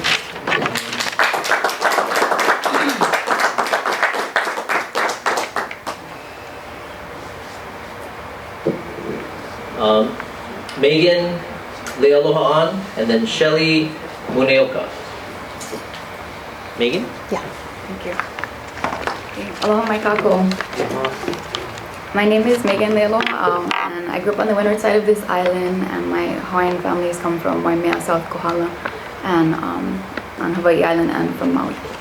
I'm a student at UH Manoa and a member of MANA, Movement for Aloha no Ka'aina. Thank you for holding this meeting and staying for all the testimony hearings. I wanted to share that I am in a strong opposition to Act 55. Corporate values, they have no place in the proper management of public lands. How can you talk about new privatization endeavors when the current misuse and occupation of the Crown lands and Hawaiian government lands, this issue has not been addressed or reconciled.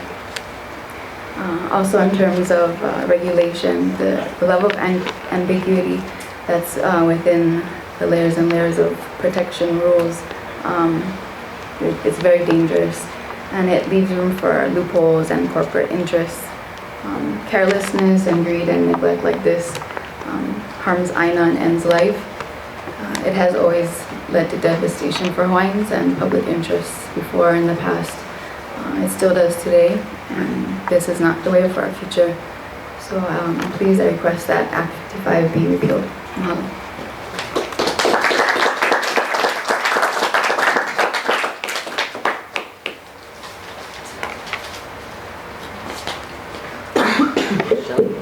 Yep. And then Paulette Kalekini. She might have went home.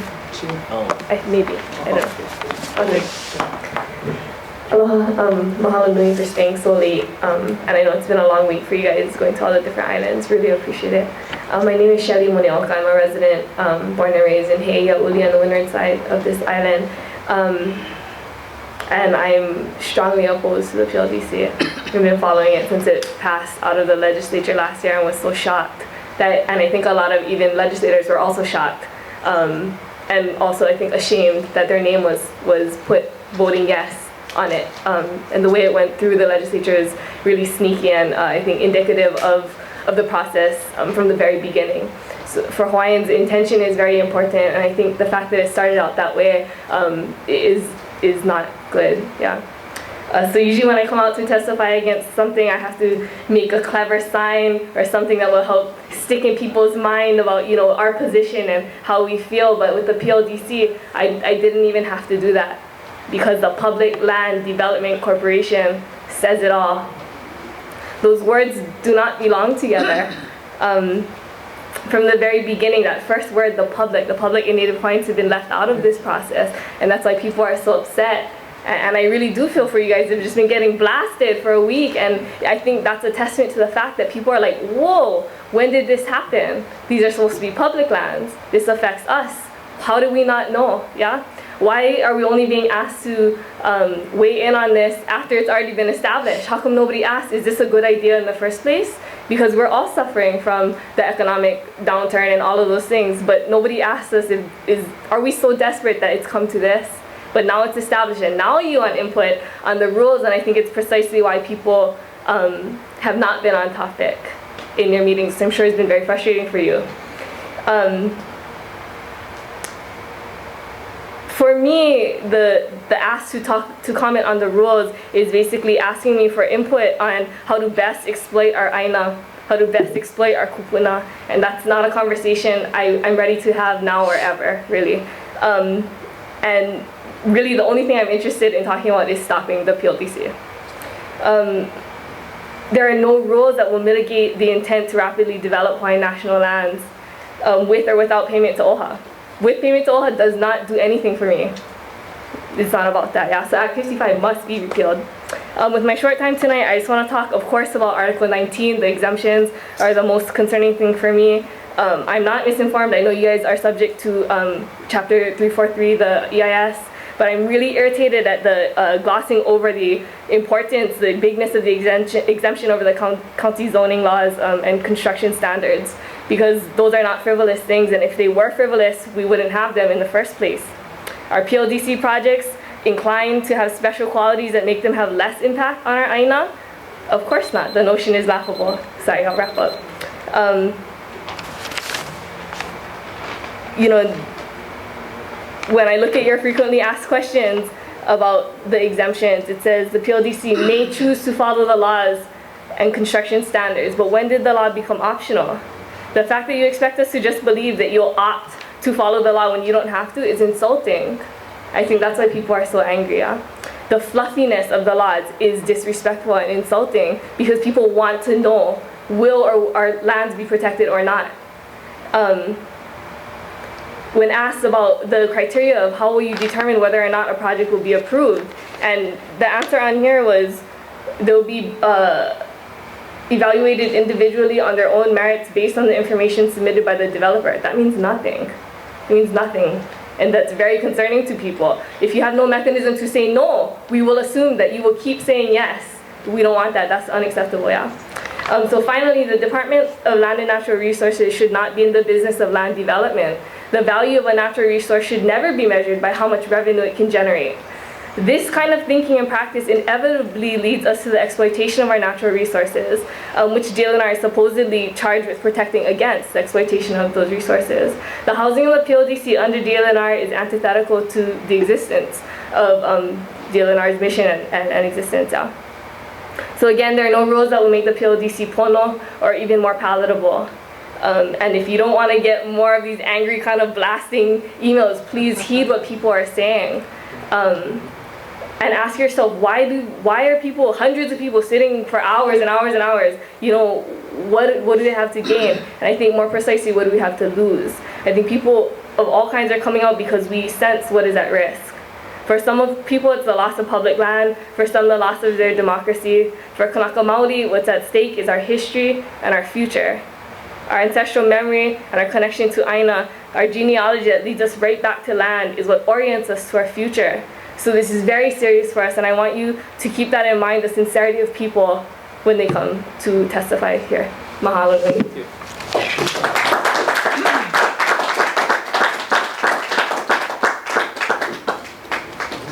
Colette Kalekini. Stuart Coleman. Laura Gray.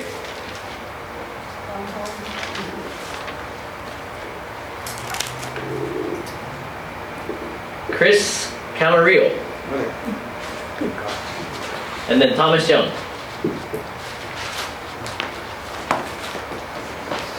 Ooh, gosh. Aloha, Christopher Kiriva, Hawaii County, Camarillo. My sentiment is, yeah, repeal this. This is like ridiculous. I think that I share this sentiment with everybody that is in opposition of this. Wow. Just looking at this brief, I mean, I looked over the whole thing online, but looking at this, like, I can see like so many problems with this. Let's just start with the burden of proof. The burden of proof, you guys like put it on the petitioner to show that they have a right to talk to you guys, and you guys already have like ways to kick that out in 17, and I think in 57 is burden of proof.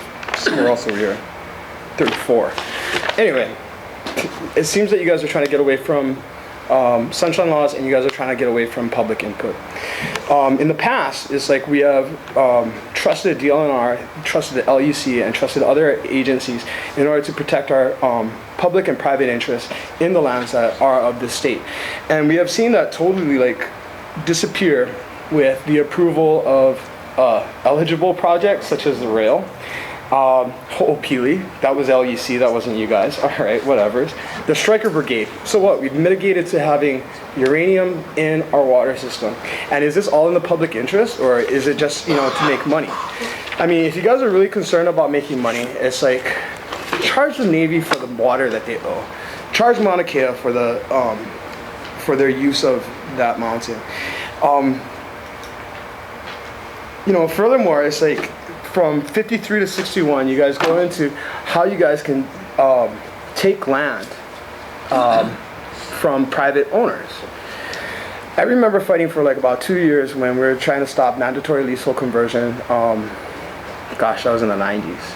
That was 2 years fighting that. And looking at like all the ways that you guys get out of justifying this, it's very uncomfortable.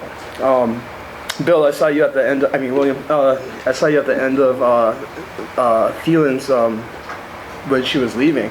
We sat for like a year and a half just discussing 1/4 of an acre at Iolani Palace and how it should be used. And this is like ramrodding, like, you guys are telling us already, like, oh yeah, we have your best interests in, preserving, the public and use and whatnot. Right now, it's like, in order to go to Kailua Beach in the morning, to get a parking spot at Kailua Beach, you have to get there before the kayaks do. In order to go to the Puli Lookout, the Diamond Head, or Hanauma Bay, I have to explain to the parking attendant that I'm a Kanaka Maoli and I'm a resident here of Hawaii, and I don't need to pay your tariff. That's this aggravates me. Going out to Waikiki Beach, I can't set up my little like umbrella unless I rent it from one of the places over there. So it's like, to assume that you guys have the best intentions for me or for other people in Hawaii, the track record says against that. So please disband this. You guys should be focusing on reconciliation of the Hawaiian Nation and of the lands that you guys already possess, and the denaturing of payments to the agencies that have already been destined to assist in, like somebody else said, education and public use. And I'm out of time, but this has got to go. This is ridiculous. Thank you.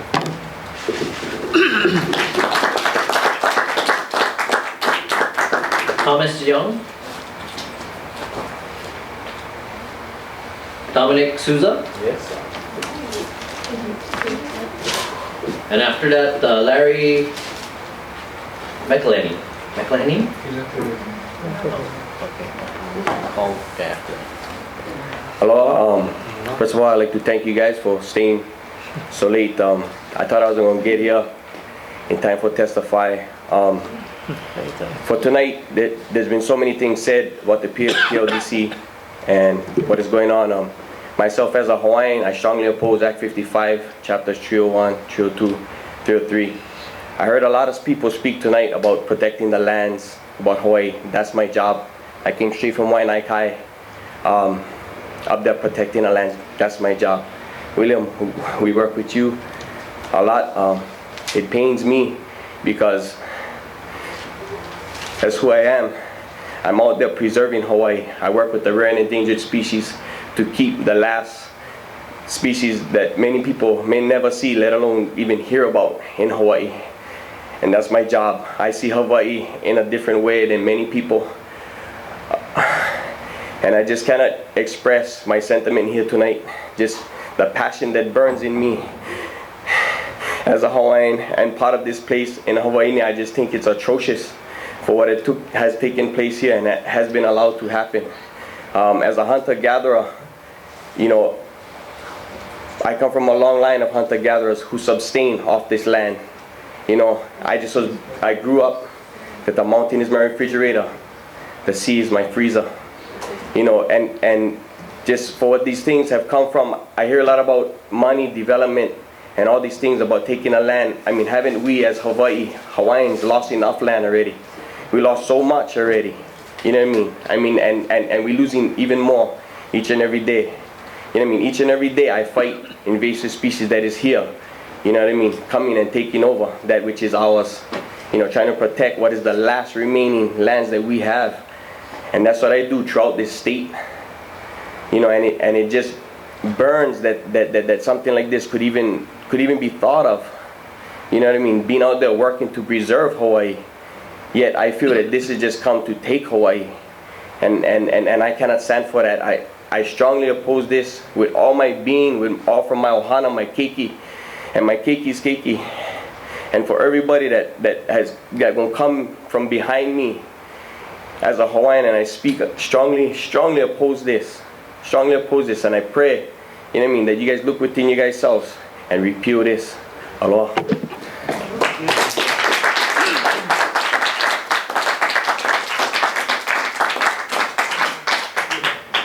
So Larry McElhenney. He left already. And then D. Ululan Bernie. Didn't see the I, sorry. Aloha. 5 after 10, yeah, we're wrapping up, yeah? We're wrapping up, right? Very soon. Mr. Haraguchi. Yes. You all jam up. You all jam up. You know, only one guy said tonight, yeah? Putin. He said you ought to retire or resign. Yeah. You know, 20 years ago I served in the legislative body. At that time, you know, Kalahui was really strong and whatnot. They wanted to be identified as the sovereign nation for our Native Hawaiian people. And 20 years later, I'm throwing my hat back in the ring, and I got to go back and face this. But I got to tell you right off the bat that I would not support legislation like this. This is so dangerous because, you know, I live on public lands. To me, public lands is not public lands like a lot of the public sea, but public lands are ceded lands and, you know, really belong to our Native Hawaiian people. I think that this entity got to kind of dissolve before we go into the legislative body. I think it would make my work easier if I take the seat. But I think that Brother Ilo over here, being Native Hawaiian, you guys got to step back and let the brother take care of his job, which he knows what he has to do in order to honor his own self as a Native Hawaiian.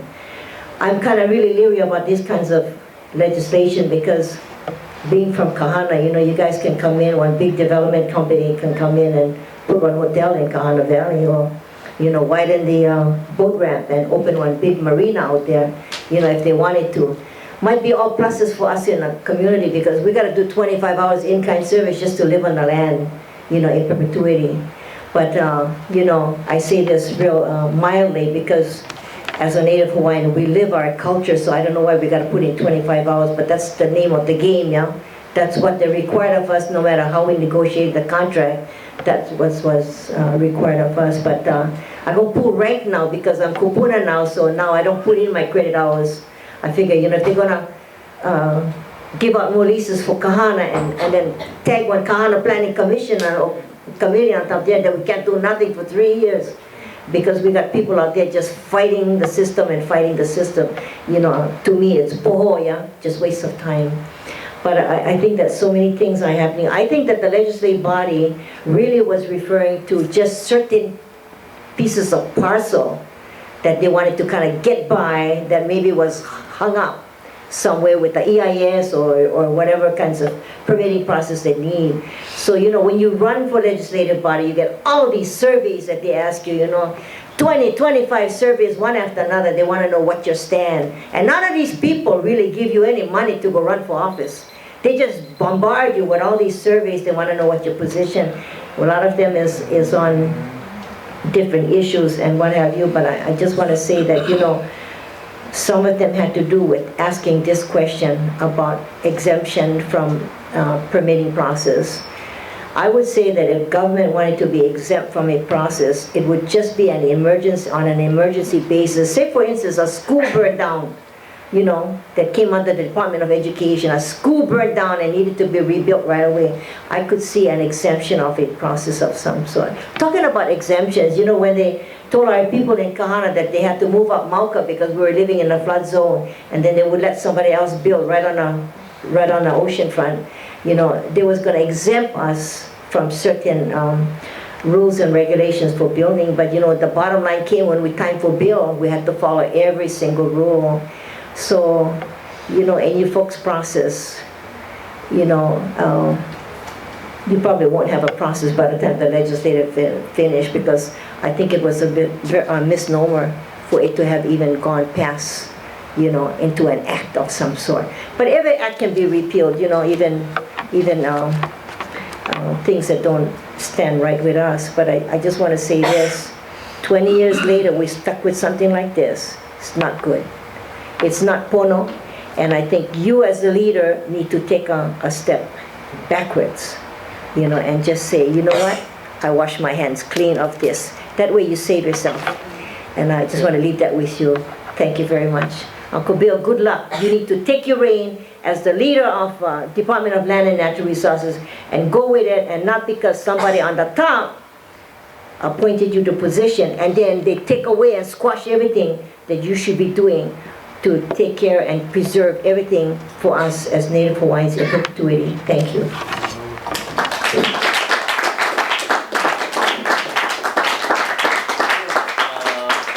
Anybody's outside. Francis? Francine. Francine. Good evening, gentlemen. I don't think that I'd be taking up 3 minutes of your time. My name is Francine Michaela Park Paloma. My family comes from Waipio, Hawaii Island. I was reading your rules and your regs, and there's a lot of shall, a lot of may on your part, that the owner shall be liable for payment, owner shall be responsible for this, if not, a lien will be put on the property. And then I read about and hear and concur with many of the testimonies that came forward, and not to be redundant. I also find that, as Kanaka Maoli, I look at, you may not have to meet all the requirements of zoning, permitting. Wow, that's pretty cool. DHHL, us guys, let's see. We got this checklist, and if we don't go through the checklist, us no can build, yeah? We can put one electric pole in, But I look at you guys, right on, hey, PLDC, right on, public land. You take our land to develop your corporation. You take our public land to develop your corporation, For us as Native Hawaiians, and you've heard it many, many, many times already throughout the numerous days of testimonies, and it's not going to end, that we have burial rights for this PLDC. Power already, yeah?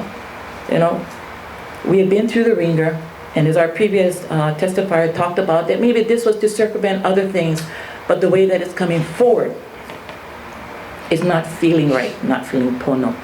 So for me, PLDC, you guys take our land and you develop your corporation, And the fact that we have a very strong leader in our DLNR directorship, who take the reins and then hopefully will guide and participate actively to help put you on track and to help maintain what has been given to us in Kuleana, what has given to us by our kupuna, and many who have stepped up to the plate, Native Hawaiians and non-Hawaiians have stepped up to the plate to ensure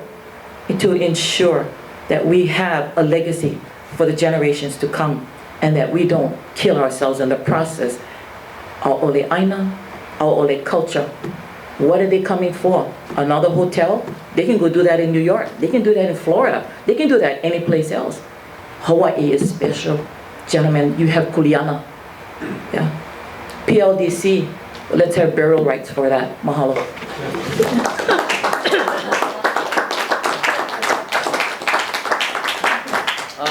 Vince Dodge. Vince here? No? I'll take his spot. You are... Albina Isisoku. Aloha, my name is Ponoki Aloha. I'm proud. I'm proud of the people that came today. Took a lot of time, a lot of discomfort to be here to speak up for something that meant a lot to them. This means a lot to me. There's no treaty of annexation. This is a continuation of genocide.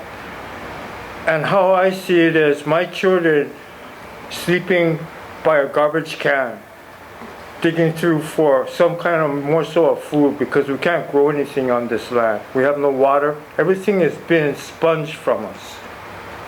Now everything you're doing is a continuation of an act of war that happened on 1893. Now if you have any kind of compassion for humanity, look in yourself. ask yourself, is this pono? What you're doing right now is playing a shell game with our future, my children's future. And I want to make sure they have something to look forward to, not end up as a fatality. Mahalo.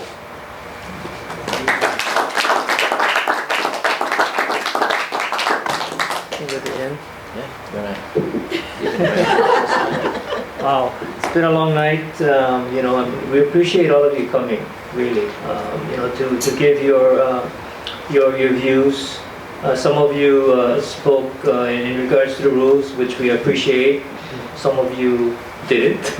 Most of you didn't. You know, and you know, the history that you brought forward, we appreciate that too. If anyone would want to send us some written testimony, by all means do that. We'll be accepting a written testimony up to September 14, I believe. And if you do want to send it, I think you have the address, but if not, it's P.O. Box 2359, Honolulu, Hawaii 96804. Or by email, and you know, we have joy.y.kimura@hawaii.gov if you want to email us any information or testimony. I guess lastly, I need to ask, is there anyone else that would want to testify? I think everybody here has, so I thank you for coming, and oh, I'm sorry. Look around, look in those picture frames. Yes. You see that? Oh, That's what the development gonna destroy. And birds only gonna be in the picture frames. You're surrounded by natural beauty. Yeah, I understand that. Yeah. I think the last question is, where's the pizza? I think the guys that left earlier had it, but anyway, drive safely, and I would like to have Bill say, I just want to say one thing. For those of you who think that, Mike, please. For those of you who think that the PLDC,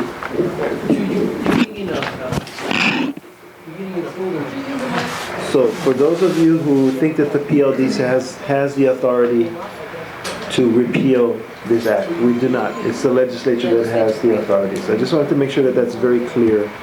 I do, as Brada said over here, appreciate the thoughtfulness, the emotion,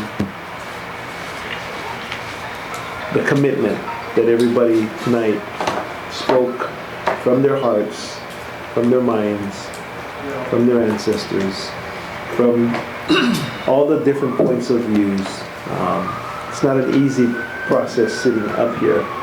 It's not an easy process trying to balance the need for revenue versus the need for protection. So we appreciate very much the respect that you gave us up here at the table. So thank you very much. Drive home safely tonight. Tomorrow there will be new challenges, and we all take care. Aloha.